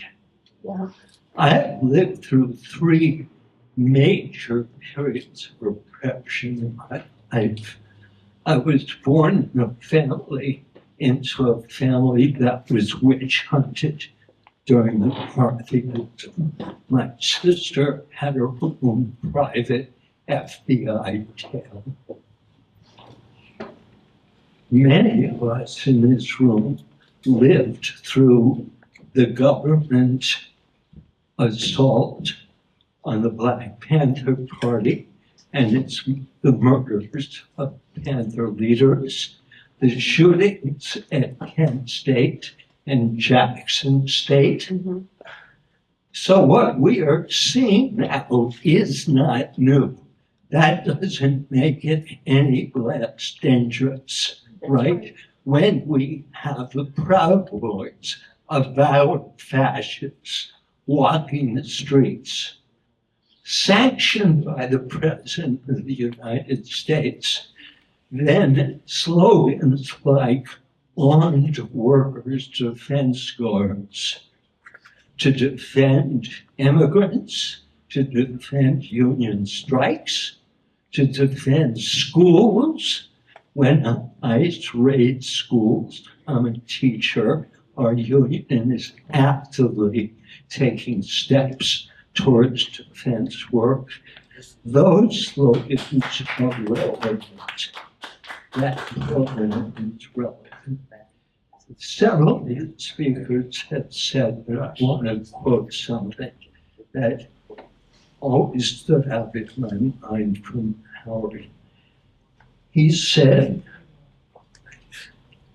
a key component of winning a programmatic base is the lesson that only those who understand the state as a lawless state can even defend the basic gains of the unions. The basic gains, the right to sick leave, Joe Biden busted That's right. a railroad strike in advance over what? The demand for 1 day of sick leave. Shame. We've watched genocide. We know what this government is about, whether it's its neoliberal, war-provoking Democratic Party or the authoritarian would-be fascists of Trump. So, excuse me for the spiel, but this stuff, we are all living it. Yeah. And everyone in this room, old and young, will be living it, and we need to know how to fight it. So I want to talk a little bit about how the military caucus was built, because it was actually built on the heels of a massive defeat for the ILWU. It was built after the 1971-1972 Longshore strike. variously reported it's 130 or 143 days. Doesn't matter. The strike was over jobs, defending jobs. The strike was over shortening the work week so that as containerization took over, jobs were preserved. And some of you may remember the bay looked like a parking lot. There were 80 ships tied up in San Francisco Bay alone. The union struck for about 60 days. The government struck back with a Taft-Hartley injunction, rightly known as the slave labor law, because it reversed the victories of the 1930s battles by reinstating the right of courts to enjoin strikes, reinstating the right of judges to say, you can have 6 people on a picket line when there are 200 scabs, including scabs with guns and clubs. And the ILWU's history was that it was the first union to be hit with a Taft-Hartley in 1948.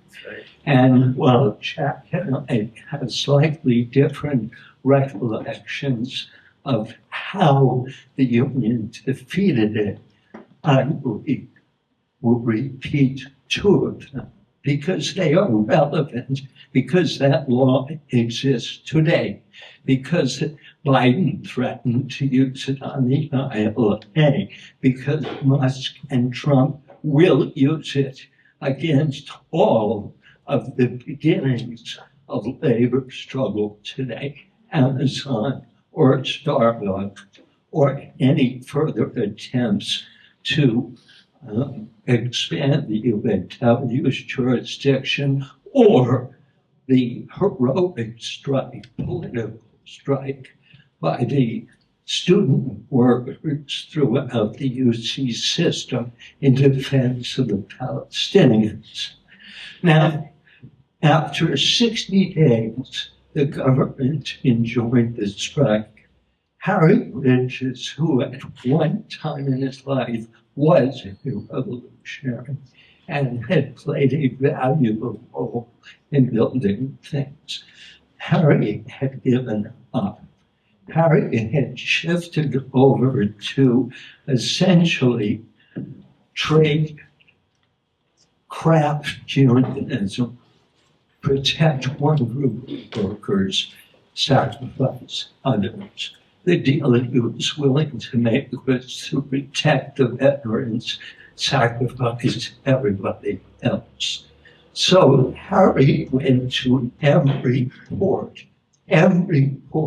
on the coast and said, you will go back to work or you will be expelled from the union.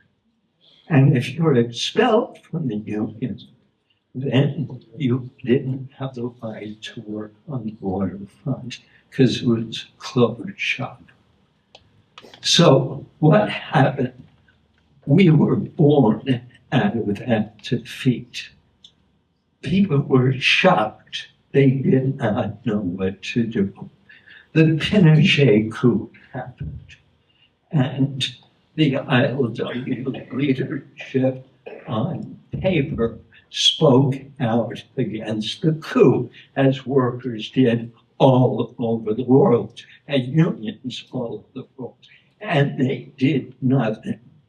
So Howard and I and Stan and Bob Carson and Dave Ray and John Dow circulated a petition in Local 10 and Local 34, the clerk's local, saying we call for the immediate boycott of Chilean cargo. And we organized it from the inside using the International's own rhetoric, because the International was saying, were against the slaughter in Chile. We built the action and we pulled it off. It was the beginning of the revival of political strike action in the ILWU. The last previous one had been in the early 50s in the Hawaiian Islands, when the Longshore section of the Union shut the ports down for 4 days to defend Jack Smith, the elected communist president of the ILWU. Jack Hall. Jack Hall. Oh, we got to get old. Sorry, Jack Hall. Thank you, Jack. I want to talk, my time is up, but I'm going to push it a little. Something that came, because this was rebuilding, and all of us need to think about how one rebuilds now. 4 months after the Chilean action, a group of undocumented workers in Union City went on strike. Nobody ever heard of the place. It was called K&C Glass. They imported glass from Poland. They processed it and cut it in Union City. And they were illegals. Every worker in that plant, except the chief steward, a Maoist, and bilingual. Every single worker was undocumented. Every one of them had been brought into the country illegally by the union's dispatcher, who was a labor contractor.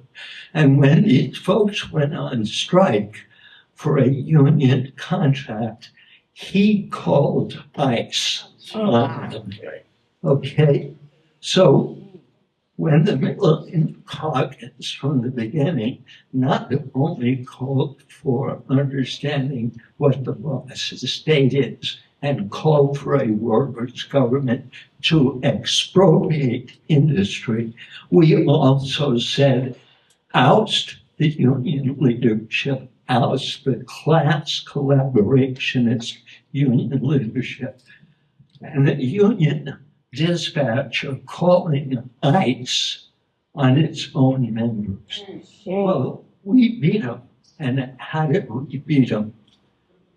Local 10, but particularly Local 34, they maintained the cargo list. They spotted the containers with the glass from Poland. It got lost for 10 days. It lost.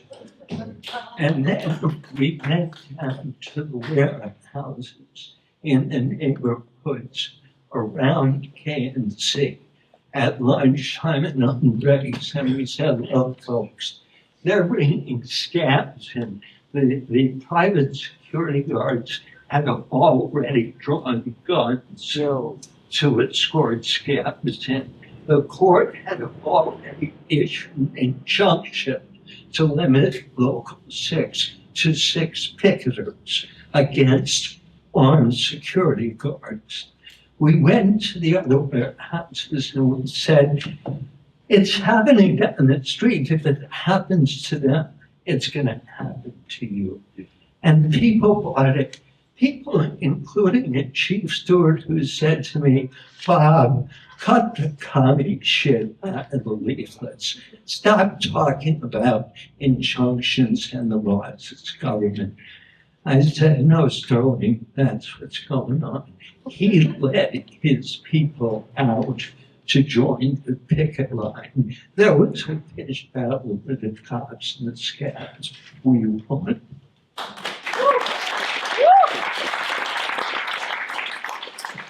And that is the caucus that Howard Keylor built.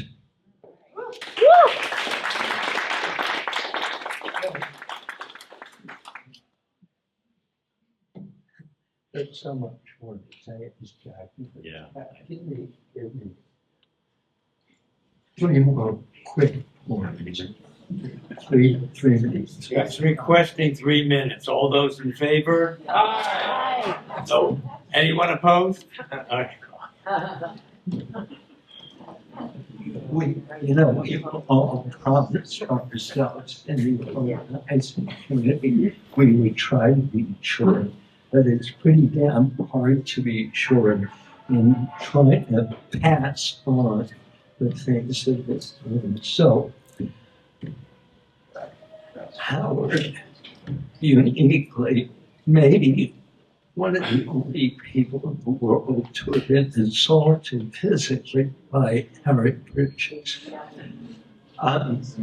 Dan Kaufman is in the room tonight. He's going to be speaking about the Longview strike, which was attacked, among other things, by a barge escorted by a Coast Guard cutter sent by Democratic President Obama.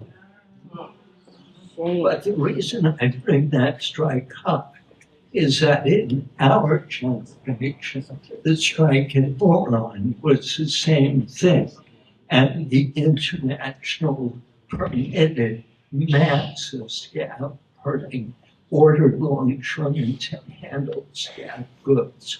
We fought that, and as reward for the fighting it, when 3 of us were delegates to the International Convention in 1975, speaking as an 80-year-old geriatric, Harriet Bridges, then a geriatric, organized a goon squad to come out and attack us and throw over the tables and rip down the no more Borman signs. And these things have to be said not to slander. These things have to be said to understand that the pressures capitalism brings to give in, to concede, to advance one section of the workers at the expense of others. That's right. Is interminable, and we have to face that. So the 2 last things. Some of you remember the White Night riots when Dan White was convicted and given 2 or 3 years because Twinkies made him assassinate Harvey Milk, and Twinkies made him assassinate the liberal Democratic mayor of San Francisco. And the gay community of San Francisco rebelled and burned 29 police cars. A couple of days later, there was a mass march of 25,000. And of course, Howard was in it. And of course, the Militant Caucus program fought from beginning to end against gender discrimination on the docks. And the last thing I'd like to say is about Zim. As several people have said, Zim does not stop in the Bay Area anymore. We drove that. Howard played and his daughter Isis and a few other people played a decisive role because 7 or 8 days into that battle, some of us thought, and we were right in our knowledge, we knew that within the ILWU, support for the Palestinian cause was weak. What was strong was respect for a picket line. And we were thinking maybe it's time to retreat because there's going to be another day we're going to have to fight again. And then Howard and Isis and a few others, perhaps Steve, showed up at 3 o'clock in the morning to picket the ship again. Yep. And the rest is history. Zim has not returned.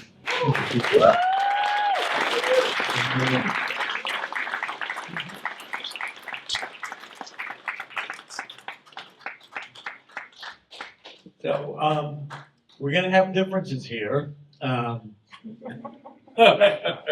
this is a democratic gathering. So I will say this. I'm sure that many of the things that Bob said about Harry Bridges was true.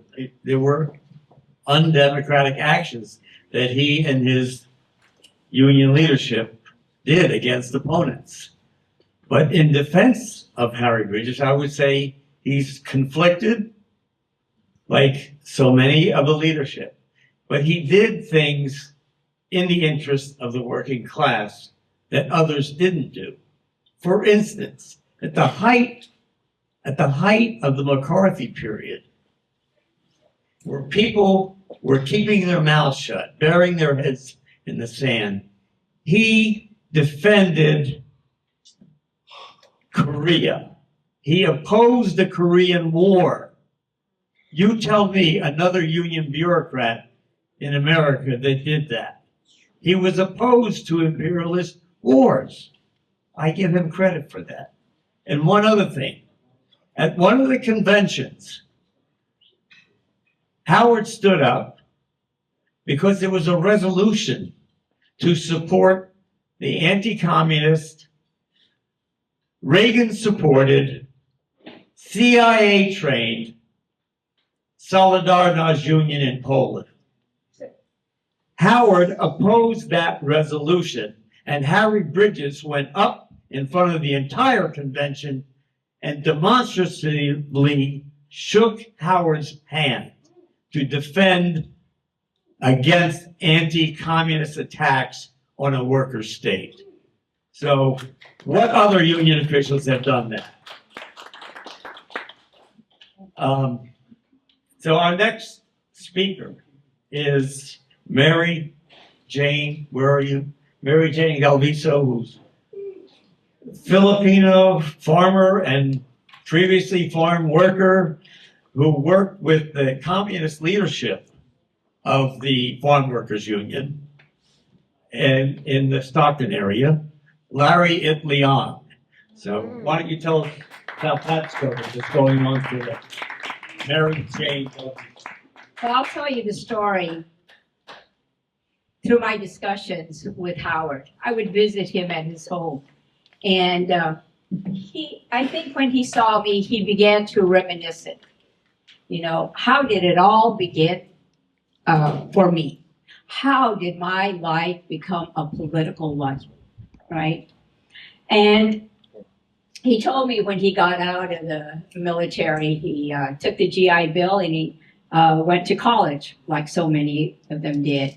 And he said, to support myself, I took a job working in the canneries and the packing sheds. In those days, and still is, I mean, the United States has had one of the most racially stratified and segregated agricultural workforce. I mean, you know, when I started working, we were all Filipino crews. Now there's too few Filipinos, so we are now mixed crews with Mexicans. But in those days, it was African American workers, they pitched melons and they did cotton. Filipinos, we did the grapes and the onions, you know. We worked for the Armenians and the Italians, right? Or we worked for the Japanese picking onions. I mean, it's very, very racially stratified. Well, Howard was working in a packing shed in Portland.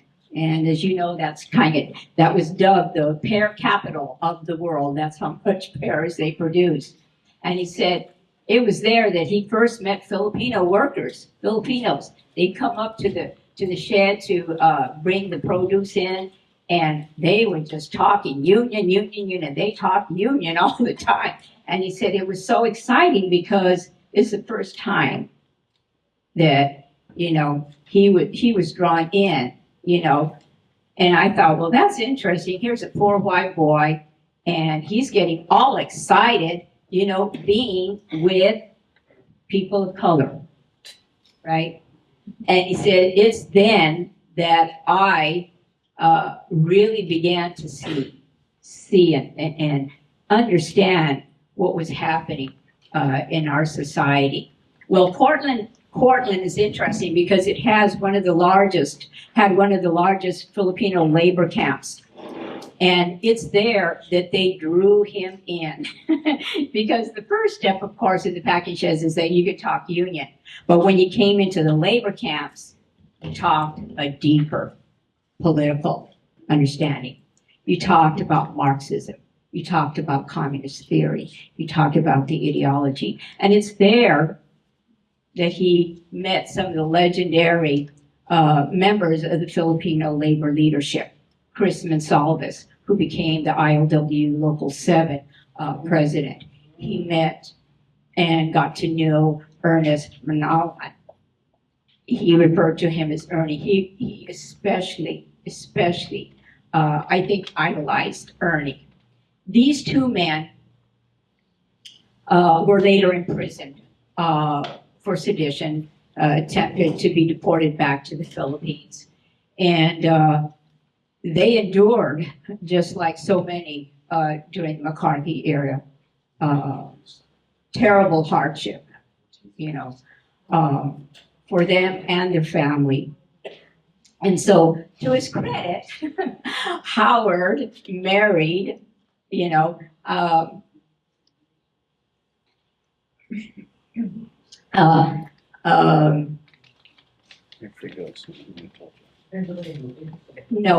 what I was going to say is that he married into my people not once, but twice. His first two wives were Filipino.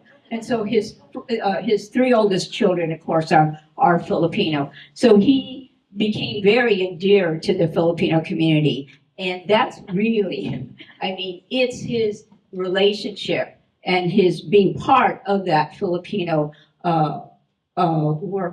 workers community that introduced him and got him onto the path of labor militancy and also being a Marxist. I think that's important because what's the takeaway? Today, more than 90% of all workers in this country are not unionized, do not belong to a union. That's the worst of every capitalist nation on this. This is terrible, right? So the takeaway that I see is that it's true that we organize in the workplace. We also organize where workers live, where workers have a social life, and to become part of and active in their social and among their family. And that's one thing that I think that Howard's life exemplified, right? That he, I'm pretty sure there were other white people there in that Filipino labor camp, but I'm sure he stuck out. I'm sure he did. But just in closing, I want to say this, because a lot of folks are misinterpreting Trump's executive order for mass deportation. People, listen, this is a declaration of war against the working class. This is a declaration of war.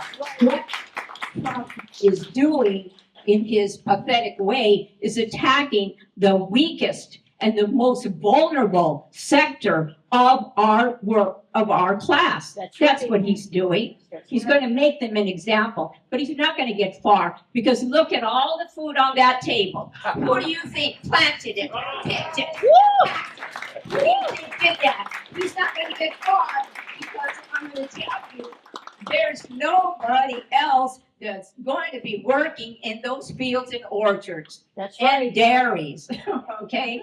There's nobody else. You know as well as I, okay, there's no more black folks picking crops. There's very few Filipinos left.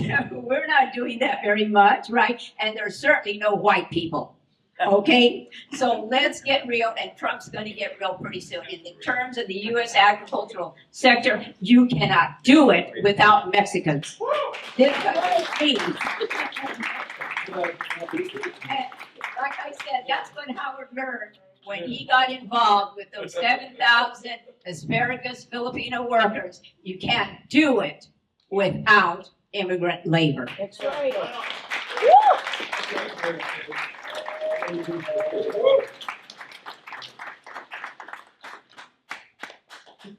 Our next speaker is going to be Howard's daughter, Isis.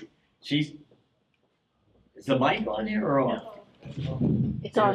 Very good. Yeah, so the next speaker is Isis. Come on up, Isis. Howard's daughter.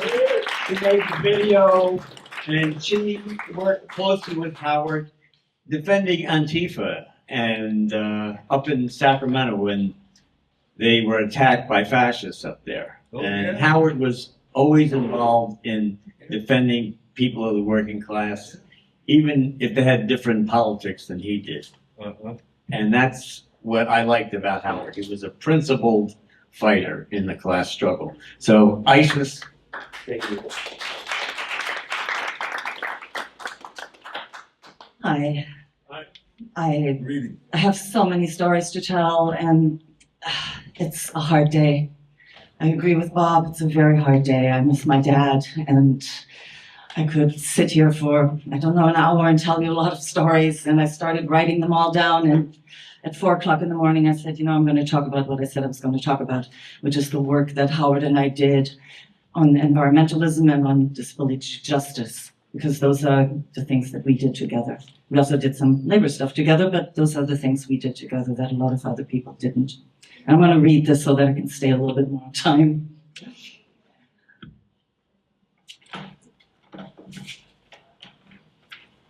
Howard was so focused on working class struggles, it may be surprising that he was also an environmentalist.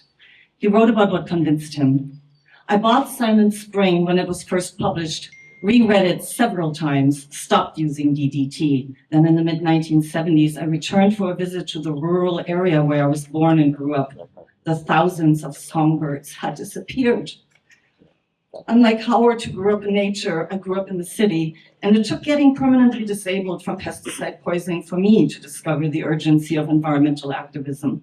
I was already in my 40s by the time Howard and I realized it was something we shared in common. We fought pesticide applications during the light brown apple moth program, as well as toxic vegetation management practices that target the East Bay Hills with deforestation, and the massive rollout of ever more antennas that emit radio frequency radiation associated with both health and environmental harm. I'm not the only one of his children to suffer toxic injuries, and he himself had asbestosis. So our environmentalism was very much rooted in the environmental health movement. We didn't see our environment as separate from humanity, but recognized that our health and that of our planet are connected and must be addressed together, not apart.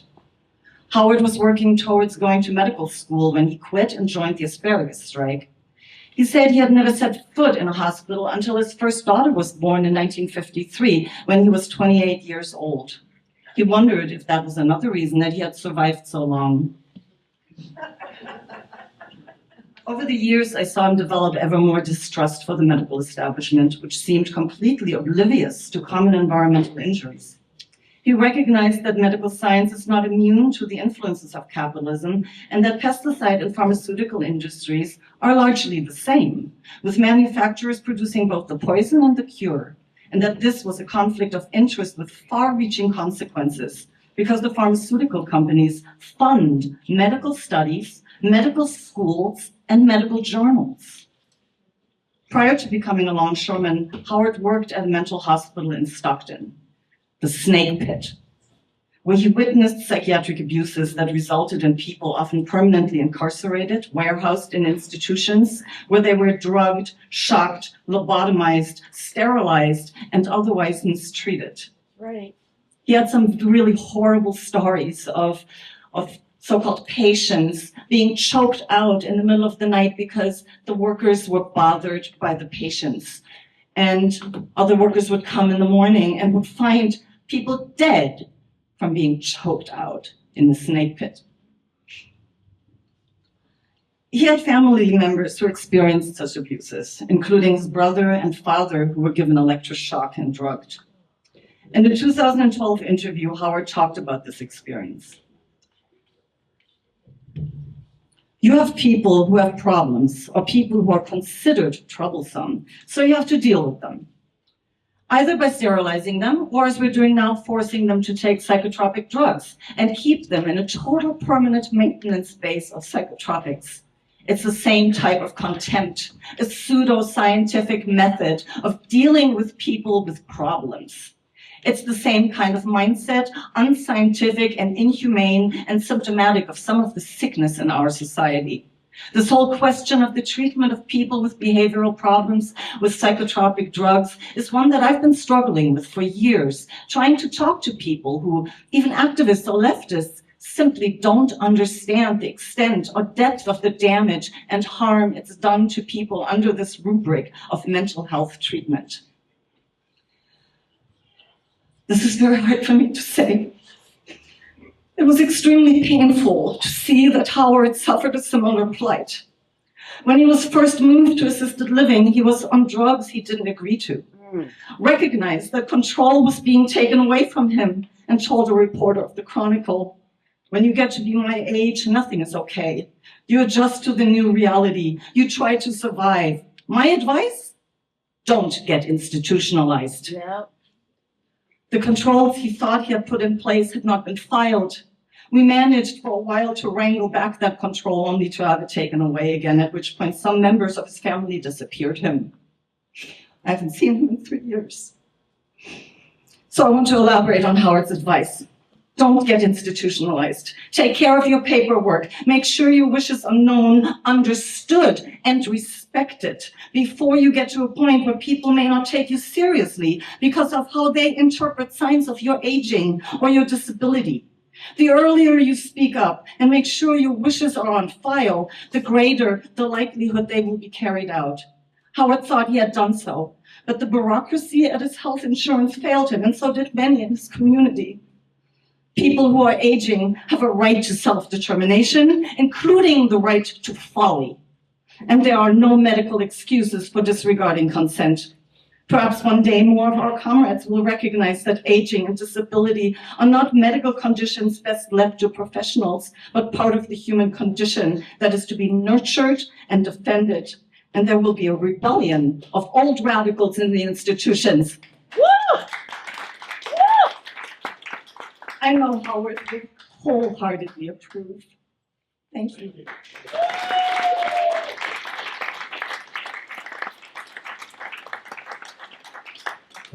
Our next speaker is one of the organizers of the anti-Apartheid action back in '84. I don't know if you folks are familiar with The Salt of the Earth, probably the best labor movie ever made. But we have with us this afternoon the star of that movie. Larry's shaking his head. So that was a film by one of the Hollywood 10 made about a copper miners' strike in Arizona, I believe, maybe New Mexico. And the injunction prohibited the men from picketing, so the women went out and picketing. And that's similar to what happened up in Longview. The women were out on the tracks blocking trains. But Dan's going to come up in just a few minutes. But right now, Larry Wright's father, Larry Wright was a longtime member of Local 10. I worked with both him and Clarence in developing actions, promoting them, making them happen. And so Larry comes from a background where his father stood against the adversity of the capitalist government, of the FBI in particular. His father was one of the leading officials of the Mine, Mill, and Smelter Workers Union. That's a union that was destroyed by the capitalist government during the McCarthy period. And Larry, as a little kid, the FBI was tracking the family and the kids all over the place. Larry maintained a lot of the radical ideas that were inculcated in his family. And I think maybe some of that was passed on to his son, who today is an active member in Local 10. But I'd like Larry to come up and talk from the Liberation Support Movement. Larry Wright.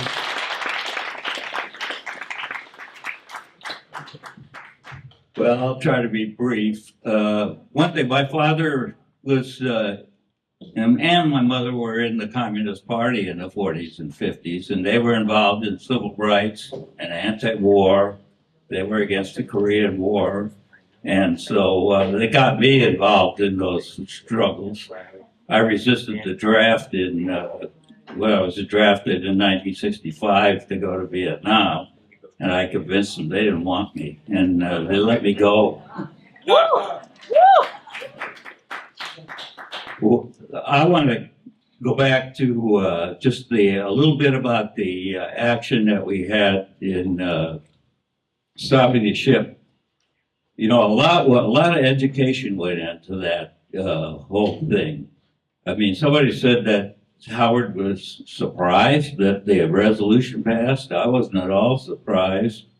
We formed a committee in the union with a couple of really dynamic leaders, Howard being one and Leo Robinson the other. And we were a small committee, and we were committed to educating not just the membership, but people about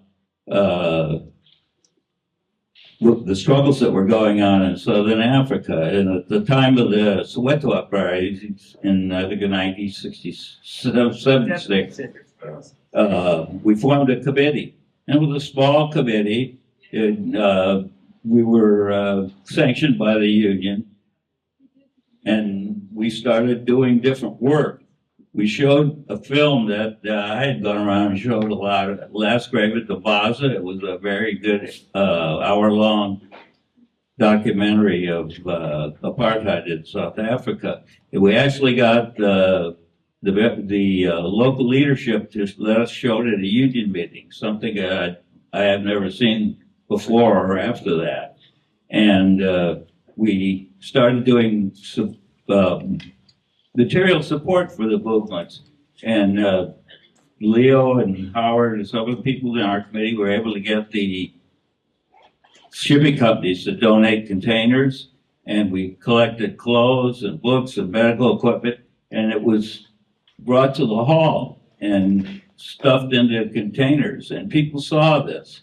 And we put up literature tables. There was just a lot of education that went around. We talked to church people, we talked to people in the gay community, and of course the unions. So that when the decision was made to make a resolution to stop a ship, years of work had gone into educating the membership and the community, and that's why it passed.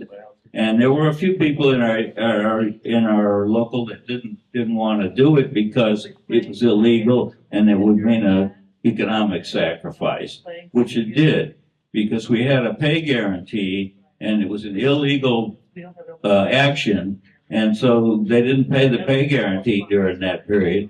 And there were a lot of people that work was slow that lost money on that. And I remember after the vote, Howard and I were talking to some of the younger guys, and a couple of the guys were talking about how they're going to lose money, they're going to lose their pay guarantee, and we were pointing out, but look at the situation. And a couple of them that I knew that were friends of mine said, F South Africa. And they didn't really mean that. What they meant was that they didn't want to do this action where they'd have to sacrifice.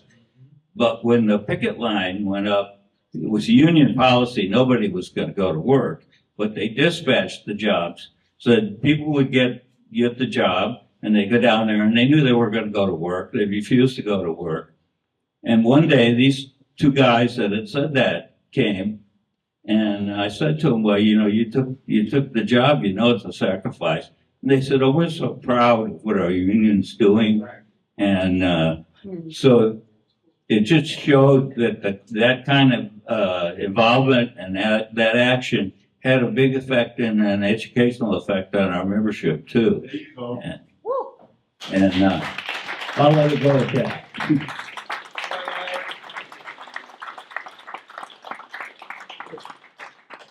Thank you, Larry. So one of Howard's favorite books, which was one of my favorite books, was Storming Heaven by a woman.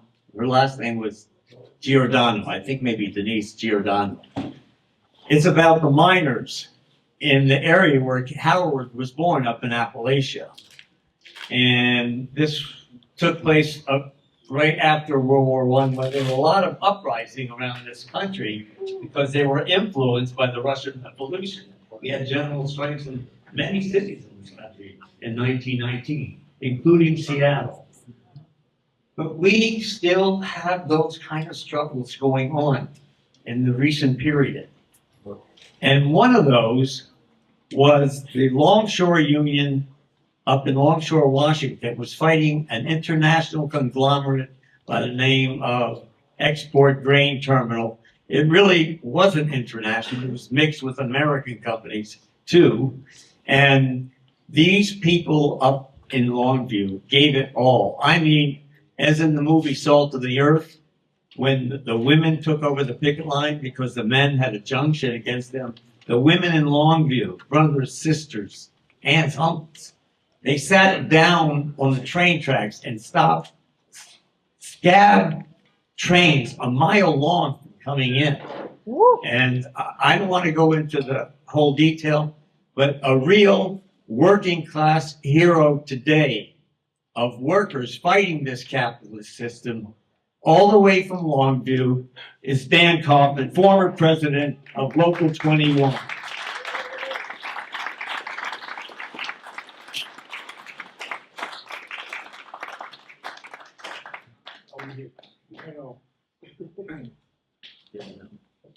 Well, it's been, I think, 12 or 13 years ago since we took that job action. And I want to give my condolences to Howard's family. Jack gave me a phone call one night and told me of the passing of Howard. And about maybe, a couple weeks later, he said, hey, we're going to have this memorial service and an education thing. Would you write something and email it to me? And then I'll read it in front of the body here. And I sat and went to bed that night and thought about it. And I go, no, I got to get on a plane. I made tickets the next day to get on a plane, reservations at the hotel across the street. And it's to pay my thanks to Local 10, to Clarence, to Jack. I can't name all the people that I know on their own dime came all the way up to Longview to support us during the strike.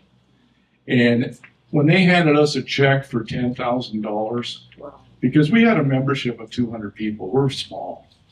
And my membership looked at that and they couldn't believe what Local 10 did for us. They don't only walk the walk or talk the talk, but they provide. I always tell people that the beacon of light is supposed to be the United States for the working people. No, it's right here in San Francisco. It's Local 10. I really believe that. When I first got invited down here to talk to the membership, I think I came down a couple times, but to thank them for the money donations and to tell them what was going on, that when I walked into that hall for the first time, the goosebumps on the back of I was amazed. I was taken over by that place. And it meant everything to me, from the leadership from the past to the leadership at the time that when I was involved. And I know there's going to be some great leaders that are going to come after these guys. It's going to be you young kids. I don't have very good memories or thoughts about the international office. None at all. Because the 3 worst days of my life is when they called these presidential meetings, and I swear to God, they were the first things that was created by the administration at that time. I never heard of a presidential meeting where just presidents alone. And I doubt if they've even had one since. But they brought me and some of my members of my local down just so they could chew our ass, put us in line, and tell us that, hey, this is the way it's going to be, and if you don't like it, you can pay the lawyer fees and you can pay the court costs, which went into the hundreds of thousands, I know they did. And got told by not only the administration at that time, but there's only one general, and it's not you. I wasn't trying to be a general. I was just trying to lead a fight against a multinational corporation at that time. And then the person that yelled at me the most was the Coast Committee man that said, you're going to cost this union nothing but millions and millions of dollars, and screamed across the table at me. Well, it turns out to be just a few years ago, he's the one that cost this ILWU millions and millions of dollars. But anyway, he talked about the plight that we went through. We had 3 guys that spent over a month in jail for blocking trains trespassing charges. Many of us officers spent at least one day in jail. But I look back at it, and I honestly think that I didn't really want to run for the presidency at that time. I've been on labor relations committees for a few years, but some of the old timers like Arnie Ogden, Kenny Swicker, Carl Nyes, Jim Burgoyne, they approached me and said, you have to do this. That the guy that was running for the president had only been in the union just a short period of time, and they said, we need somebody that's got some, whiskers on their chin to take this on, and you have to do this. So I did it on the respect of my elders. I did it for Kenny and Arnie, Carl Nyes, and Jim Burgoyne. But in honesty, I came here to thank these gentlemen right here, because I know they came up numerous times. And what had happened is that we had these labor council meetings scheduled. One was in Portland one night, I believe on a Friday night. And then the following night, we had another labor council meeting in Seattle, to where all the local laborers of our area, the unions, came to these labor temples to hear our side of the story, to give us support and to give us encouragement. But these meetings at these labor temples were sabotaged by our own international higher-ups. That's right. And I'm going to tell you the story. It's the truth. Here it is 12 years later, but I'm going to tell you the truth. They disrupted with chaos. They turned the lights out, silenced the mics, did everything they could. And after the first night in Portland, I get back to my car to go home, and I got all these voicemails and text messages from Leo Sundin. What the hell are you doing? We told you you couldn't talk. So the next night, I know it was Clarence and two of my good friends that have since passed, Norm Parks and Jack Mulcahy and Jack. And I think Smooth was there. There was a number of guys. And so we started out of town, and just because of the pressure I was getting from the international higher-ups, we got about 2 miles out of town, and I told Jack to turn the car around, that I had to go back. I couldn't go to Seattle. And it's because of the pressure that was put on me. I mean, I was in a no-win situation. Here I was fighting multinational corporations, but I was fighting my own international officers at the same time. Okay. So these guys went to Seattle, and the same thing happened there. They called Tacoma, Seattle, Vancouver, Portland, and these guys showed up from our union to sabotage these meetings. And why they didn't want us to talk or tell them what was going on is beyond me. I still to this day think about it all the time. Why would they do this? Why? I mean, these people were here to support us. These were union people, unions throughout the whole area. But that's what happened. But in retrospect, I look, and I know I'm going to talk for my membership and my 200 people. We're up to about 300 now. But we have a soft spot in our hearts for Local 10. I mean, they were truly our friends, and they were the first people to come to help us. And we will never forget that. My membership will never forget that. I have 3 generations of longshoremen in my family. My dad's 91 years old. He's still alive to this day, farting a hot skillet. I'm not kidding. He drives and goes to this day every day. He will not slow down. But strong union man. And during the pickets, he was the first one to go to jail because he hit the cop cars with eggs. But I got 3 of my children. I have 4 children. I have 3 of them that are longshoremen, a daughter and 2 sons. My son just stepped down as vice president. He's got a couple of young kids that are athletes, and he's coached them all the way throughout like I did. I didn't get into politics till late because I coached baseball year-round, and he's doing the same thing. But I can see someday that he will be president of our union. He's that type, and he's well-respected and well-liked within our union. And he'll pick up where the others have left off. But one last thing, I know my time's limited and short, and I'm going to get out of here in just a second. But the young people in this room, it's going to be up to you. That's right. And what Tom talked about, the 3 things, the last 3 things he talked about, spot on, brother. Spot on. You said it. And that's what we're up against. We're fighting the fascists of this country. And until the banking system, the Federal Reserve, and the globalist bankers, until we take care of them, we're going to be fighting this battle forever. But anyway, I want to thank Local 10 again, and thank you for inviting me to this. I learned more here in 3 hours than I did in 4 years of high school. But I want to thank you and thank you for the invite.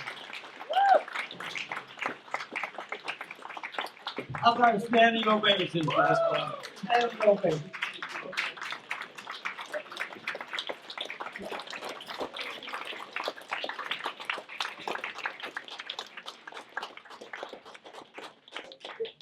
We're going to go into an open mic now, and people are welcome to start taking some of Mary Jane's food over there. Donations are allowed to subsidize the cost of this. And we're going to be playing a tape by Mumia. But is David Newton still here? Hey, Dad, Savannah needs to leave. Oh, come on. All right. David Newton? No. Okay. Tom, come on. Yeah, right there. Oh, there he is.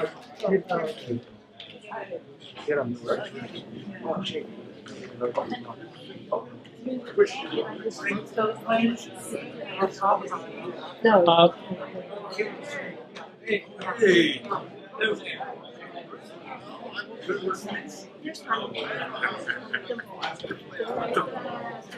David Newton. David Newton's here.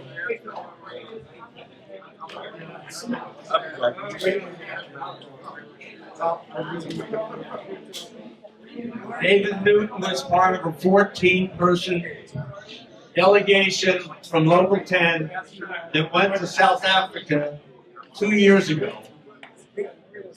Newton is the nephew of Huey Newton of the Black Panther Party.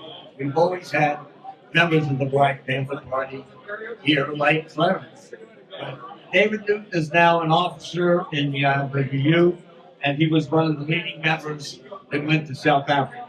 He's going to read a statement by the National Union of Metal Workers of South Africa. Yeah.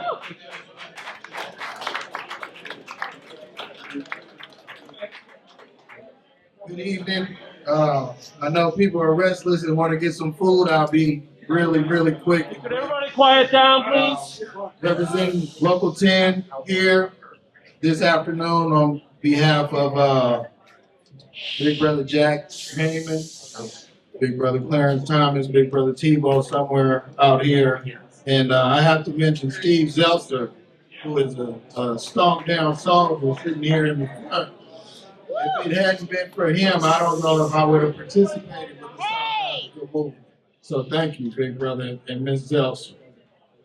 This message is from Irvin Jim, who is the General Secretary of NUMSA, South Africa. And he wanted to thank Brother Keylor for his life work and his participation in the message goes like this. The National Union of Metal Workers of South Africa, better known as NUMSA, sends its deepest condolences to our allies, the International Longshore Warehouse Union Local 10, on the passing of Comrade Howard Keylor. May his soul rest in peace. The message is a little longer than that, but I'll sidetrack just a little bit. Myself and Jack Heyman met Brother Jim in South Africa, and the movement is real. The movement is beyond real. One thing that he brought to light with us was the constant struggle that we share with our allies, as he stated. We have common goals and common interests. One of our main and probably the only strength is our strength in labor. We both have that. We share that from coast to coast around the world. Brother Steve Zelster is part of WIN Group, Worker International Network, and they keep everybody on course of today's action. So we have an Orange Man president, which it took me 2 hours to get here because of the Proud Boy protest downtown. We also had issues with all of the presidents that sat in the seat. So adversity is not new to the waterfront. It's not new to any of us here. We're all soldiers of the struggle. With that being said, we had to pay homage to this brother, Keylor, who brought us here today. And I know we're hungry and we want to get this food. So without further ado, I want to say thank you, Brother Keylor. Thank you to all his friends and comrades for coming here to Local 10. We will keep this fire burning. We will not unload boxes or weapons of destruction and genocide in 2025, as we did not going back to this brother's time starting in 1953, I believe. So power to the people, rest in peace our soldiers.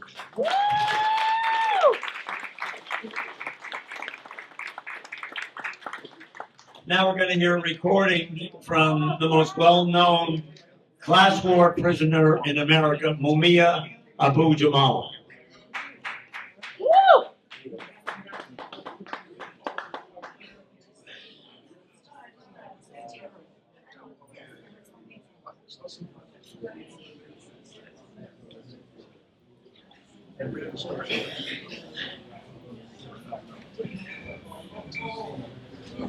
Howard Keylor, A Life of Labor and Liberation.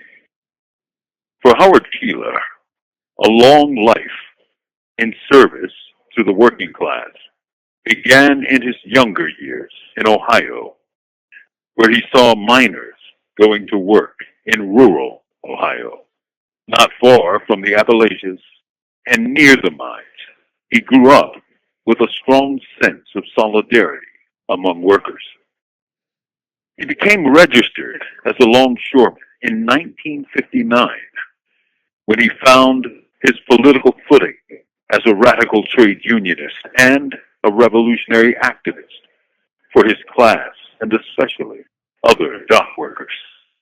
He constantly used the docks as a basis for organizing workers while opposing the rulers. When South Africa was gripped in the knot of apartheid, Taylor raised a motion to refuse to remove cargo from South African vessels. To his surprise, the motion passed unanimously by the members of the ILWU, or the International Longshoremen and Warehouse Union, Local 10. This action earned the praise of South Africa's Nelson Mandela, who commended Local 10 during his 1990 world tour. Mandela said Local 10, Howard Union, was on the front line of the global struggle against the racist system of apartheid. That's what was the workers' united vision of Howard Keylor. Howard Keylor was, in essence, a lifelong revolutionary who greeted all struggles as a challenge to be met and beaten. He fought for social justice and a better world. He fought against my death sentence and for my freedom. He is remembered as a man who made every one of his 98 years count. Howard Keylor's extraordinary life for labor and liberation. Thank you, brother. With love, not fear. This is Mumia Abu-Jamal. These commentaries are recorded by Prison Radio. We're on the open mic section, and we have a statement of condolences and solidarity from Australia, from the former president of the Queensland branch, Bob Carnegie. He writes, revolutionaries such as fellow worker Keylor pass our way only rarely, but leave a mark on our lives that time will never erase. Howard chose the difficult road of unflinching principles on all issues in the working class movement, whether it was fighting for a better life for longshore workers, initiating worldwide solidarity against the apartheid state of South Africa, or denouncing Stalinism. Comrade Howard Keylor was front and center in demonstrations and on the picket line. As the fine comrades assembled celebrating Howard's wonderful life, I think of Howard through some Australian working class poetry. from the great shearers, that's the sheep shearers in Australia. Some of the great shearers' strikes of the 1890s, part of which goes, wherever the march of oppression may reduce a land to despair, know how mighty the victor, the flag of rebellion is there. Howard Keylor truly lived the rebel's life. To Howard's family, friends, and fellow workers, Howard may not be with us physically, but wherever working people fight for something better, Howard Keylor's spirit will be there.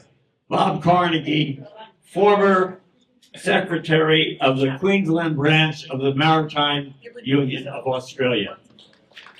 And now, the first speaker on the open mic is Jane Jules, who was active in the Stop Zim Action Committee that helped us to stop Zim from coming into the Port of Oak.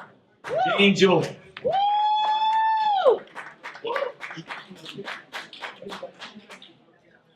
Howard Keylor devoted his whole life to helping the oppressed and disadvantaged people, in particular, from my point of view, the Palestinian people.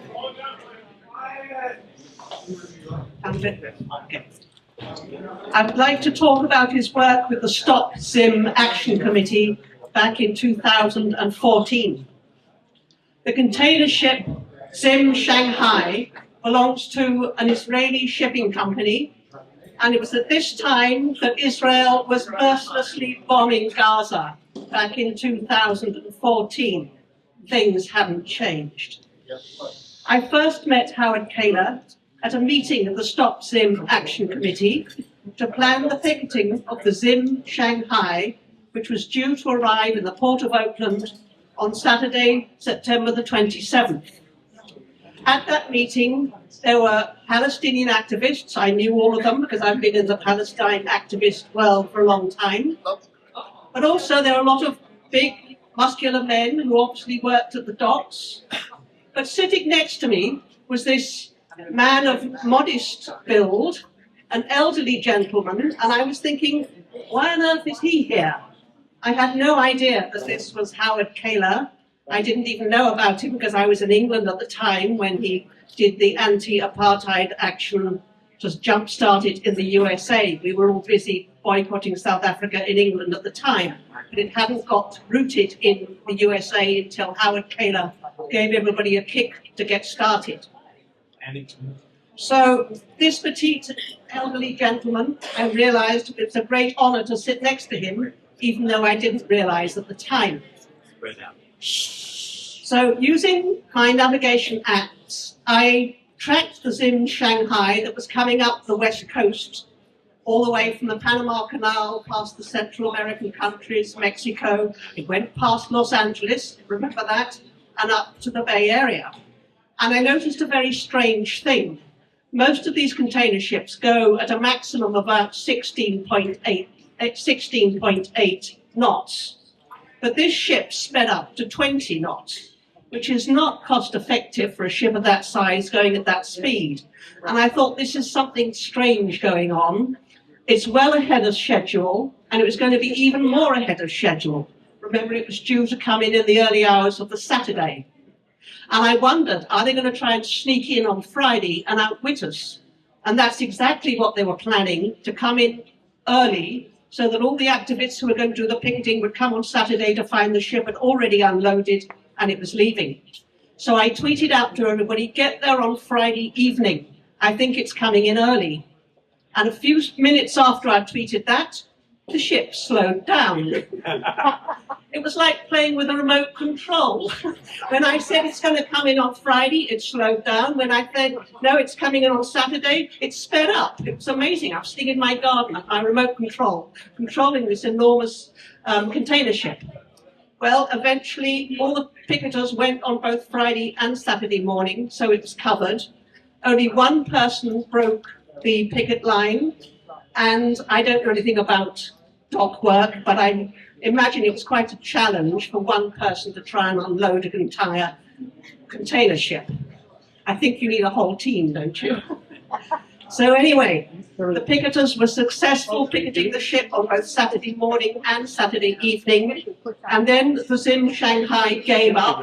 They'd already had a 4-day delay back in August. They didn't want this again. It cost them probably about $1 million or more. So then the ship went all the way back south, down to Los Angeles to unload there. And then it had to go north again on its way to Russia. By this time, it was 5 days late. So I want to thank all the people in Local 10 for honouring the picket line, apart from that one person, but he didn't do much work that day, I don't think, on his own. And I want to acknowledge Howard Keylor's work on the Stop Sim Action Committee for taking part in this amazing action. And since then, no Zim ship has ever come back to Okinawa. Thank you. Yeah, I just want to add one thing about chasing Zim out of the port. The last time in 2014 that Jane was reporting on, the ship was at berth 57, SSA, and we had an arbitrator decide that it's not the protesters that endanger the longshoremen going to work. It's the police, as it was in 1934 when they murdered strikers. We used that arbitration against the employers. And so the employers came back in September when the Zim ship was in and said, okay, if you dispatch the jobs for the night call, we won't have any police out there. So Howard and I devised a scheme where not only were we going to picket, we used our vehicles to block. There was no way you can get through the picket. The picket was the cars and trucks that we had. We only had about 30 picketers. Longshoremen were coming in to go to work, and they saw this blockade of the port. A cop came up to Howard and me, and he said, you guys think you could move your vehicle so that these guys could go to work? And Howard and I just looked at each other and laughed. We weren't going to move anything. And that's when you have the power of the working class. We can stop the police if we're united together under one solid program and leadership. So I'd like to now have all of the planning committee that organized this event to come to the front, please. Dad, imagine we all made a video. Please play the damn video. We're going to play that on the internet now. We are. What? Yes, yes. Come on. Okay, if you have the International in front of you, fine. If you don't have it, you may remember it, I don't know. Does anyone need a copy? I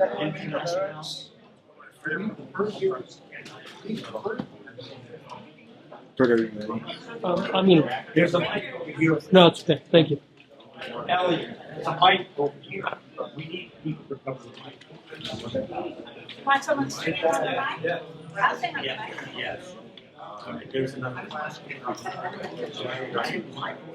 Hello?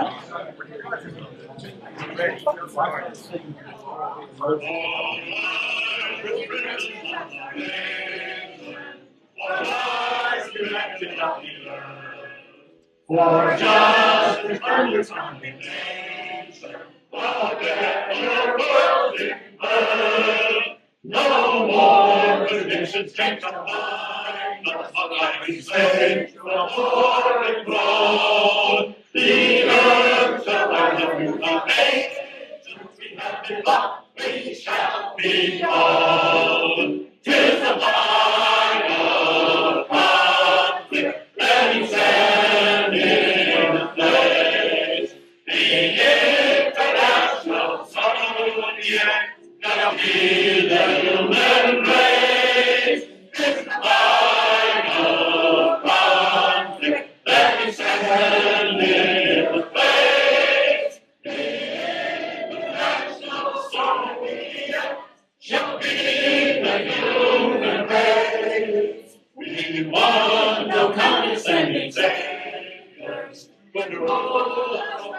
We workers and the foreign laborers, let's up from the circle for our road. To make the freedom story found, to thrill the spirit from the sound.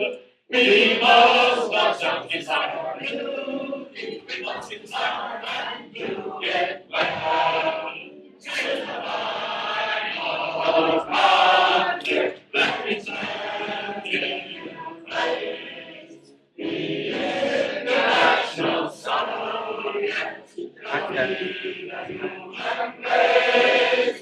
The line of martyrs, let me stand in your place. The international sorrow shall be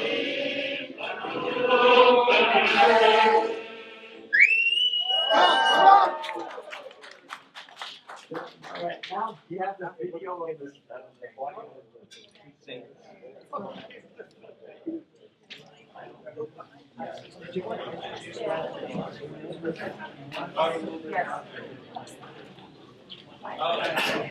Hi.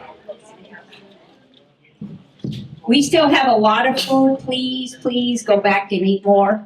And please clean up after yourselves. You're running really late. We're gonna need people to help clean up. There's two songs gonna be played by Matt Callahan and Yvonne Moore. And some of you in the local area might remember Matt Callahan from the Looters, a world beat band. They were one of the very first bands that went to Nicaragua after the revolution. They played benefits for the anti-Apartheid movement, including a group that Howard was part of, the Committee to Free Moses Mayakiso. And Matt is now in Switzerland and playing music with Yvonne Moore. Yeah. Please take a listen. Thank you.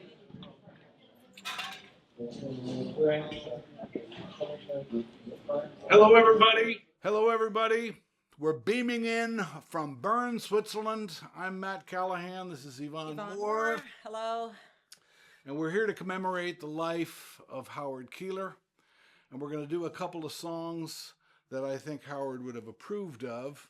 The first one was written by a woman named Sarah Ogan Gunning, who was the sister of Aunt Molly Jackson, whom I've learned Howard actually knew. So this is a personal connection with a great song called I Hate the Capitalist System.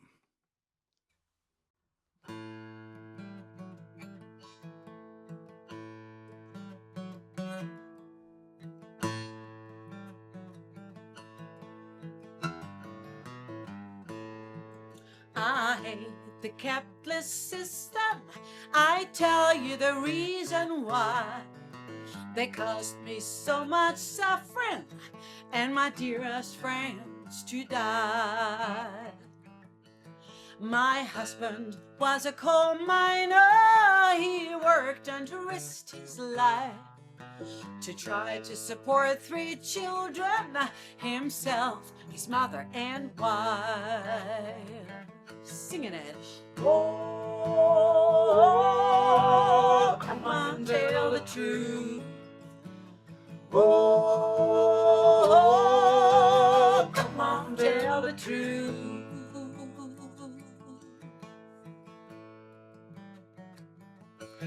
I had a blue-eyed baby, the darling of my heart. But from my little darling, her mother had to part.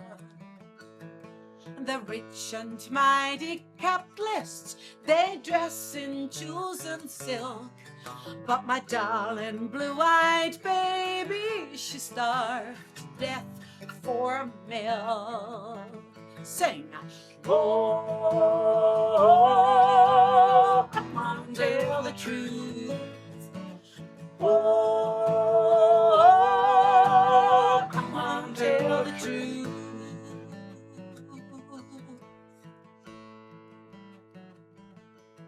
I had a darling mother, for her I often cried.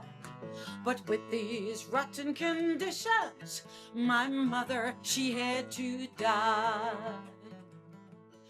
They call this a land of plenty. To them, I guess it's true.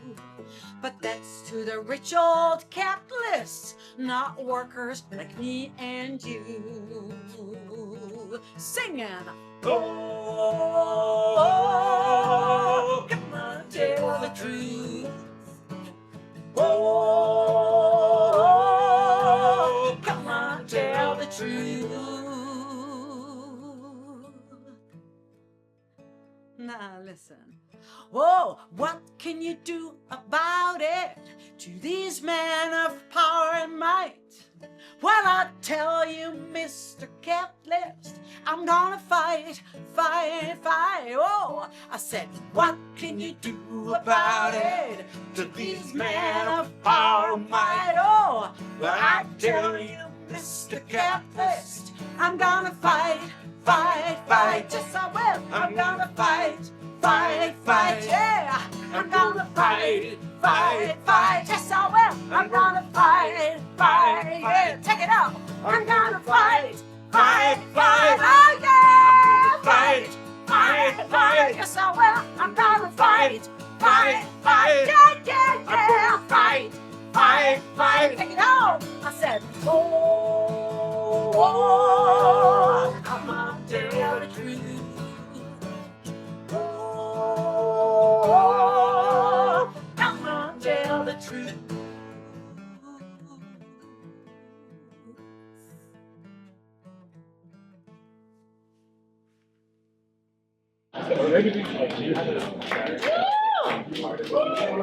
All right, the next song is from an old Irish rebel, late 19th century.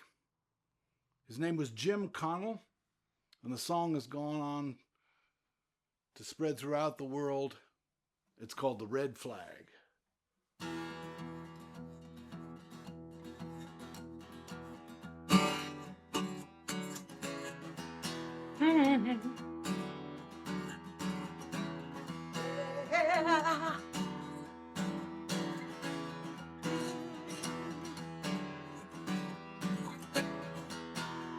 The people's flag is deepest red.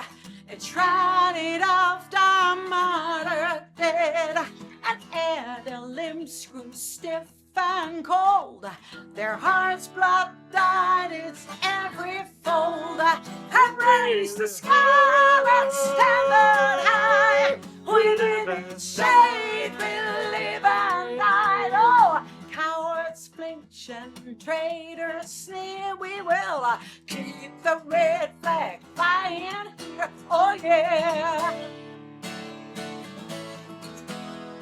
It waved above our infant might when all ahead seemed dark as night. It witnessed many a deed and vow. We must not change its color now, and raise the scarlet standard high. We live in shade, we live and die. Oh, cowards flinch and traitors sneer. We will keep the red flag flying here. Oh yeah. Oh yeah, yes we will. It well recalls the triumph past, give the hope of peace at last.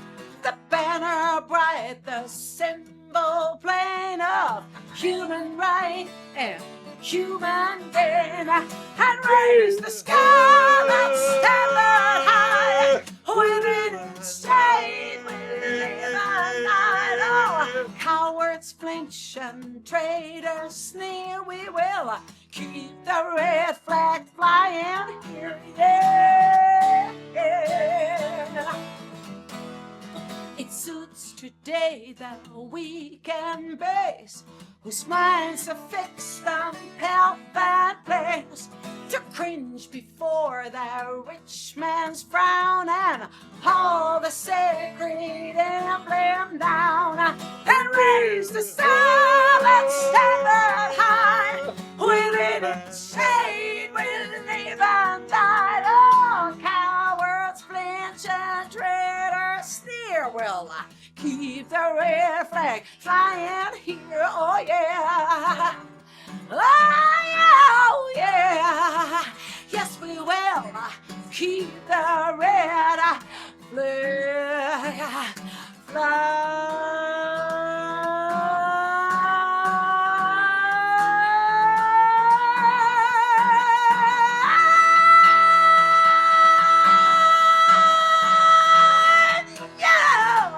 Keep the red flag flying here, oh yeah.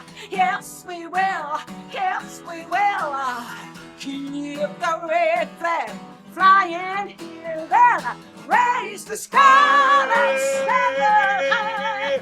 Within its shade we'll live and die. Oh, cowards flinch and traitors sneer. Will keep the red flag flying here, oh yeah. Oh yeah, yeah. Yes we will.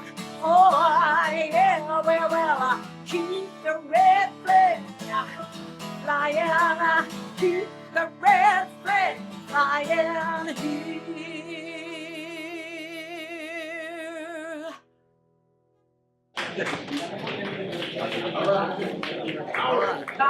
Howard. Okay, folks, this is the open mic section. We have one person on staff here.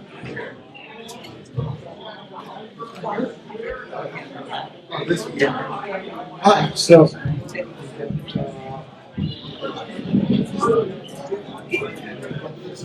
here. Hi, my name's Kate Campbell. I was with the campaign against apartheid back in the day, and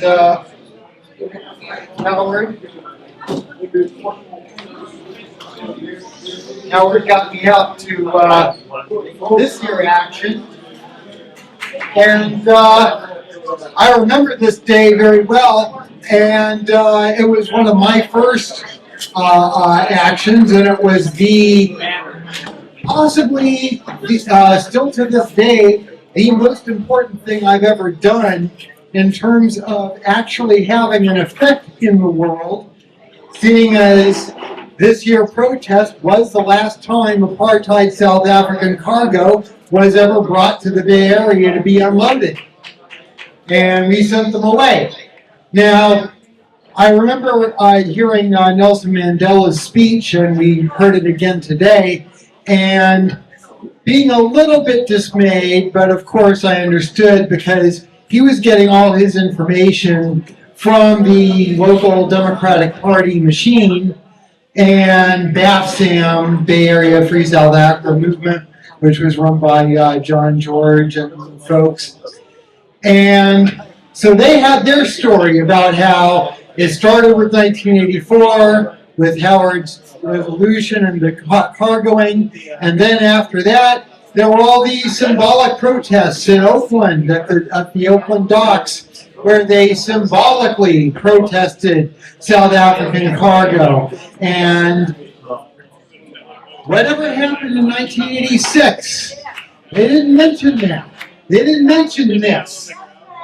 The reason is because when Howard came to the campaign against apartheid in 1986 to let us know about this shit coming in, our outreach committee, the Campaign Against Apartheid Outreach Committee, phoned all the Bay Area, South Africa, Solidarity, anti-apartheid organizations to say, come on out to the open dock. We know you've been doing these symbolic protests on the open dock. We're going to San Francisco for an actual Stop the Cargo protest. And we were hoping to get all the organizations out there to join us. When we got there on Monday, nobody was there. Nobody except us. And there were the police on their part, they sent like 2 or 3 patrol cars with half a dozen cops, and we literally ran circles around them. It was beautiful. It was one of the most fun times I ever had in demonstration. And so when the arbitrator came out, to decide whether there was a health and safety issue, and we were there rocking his car, he had to say, yep.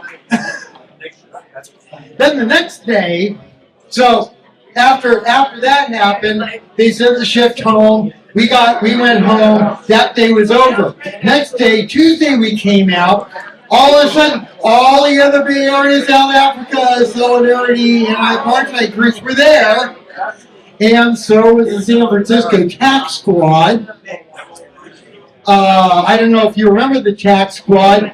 Big, burly dudes with big, long sticks, with all of them with notches in them, like they've been used, right? So there was nothing for us to do at that point but sit down and wait to get arrested, which is what we did. And since there were so many of us, it took all day to do, and that was that.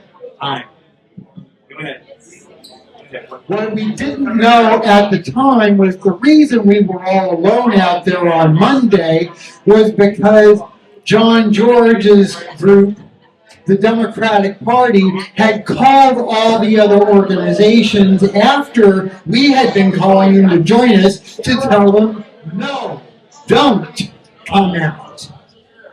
They figured, well, these kids, these college kids out at UC Berkeley, they're not going to get up early and go out to the docks and protest, so we'll just ignore that and it's going to go away. Well, we got up and we got out there and we did our thing, and so they came out the next day and made it seem like it was all their idea all along. This is how the Democratic Party does. I just wanted to mention that because it's going to happen again. It happens all the time. Just be aware. I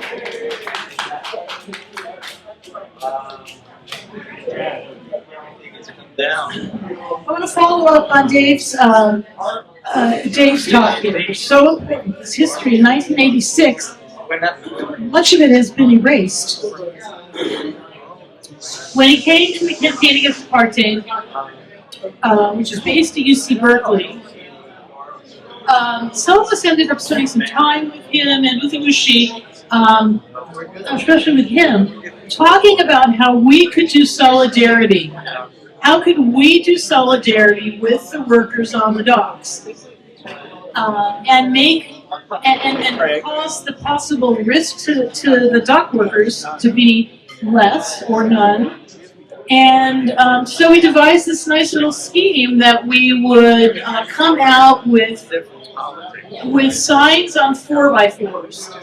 And so we marched around doing a picket, carrying these heavy 4x4s. The dock workers could then, come, show up for work, but then say, hey, whoa, it's too dangerous a situation. We can't work because, what if somebody clobbers us with those 4x4s? And so that worked as a way to, show solidarity with the workers and accomplish the goal of not allowing the unloading of the cargo. That was a very important thing in my formation as an activist. That was almost 40 years ago. In thinking in terms of solidarity with workers and various ways people can do that. And since that time, since 85, I've been doing nonviolent direct action trainings. And I sometimes have used that. I've talked about jail solidarity a lot. But I sometimes talk about that kind of solidarity to open people's minds up about solidarity and the importance of it. So anyhow, Howard is very important in my personal life, and then that extends to all the people with whom I work in helping them prepare for the possibility or the plan of risking arrest. Howard presenting. Thank you. So that concludes the memorial for Howard Keylor. Thank you all for coming. I think we had a wonderful event.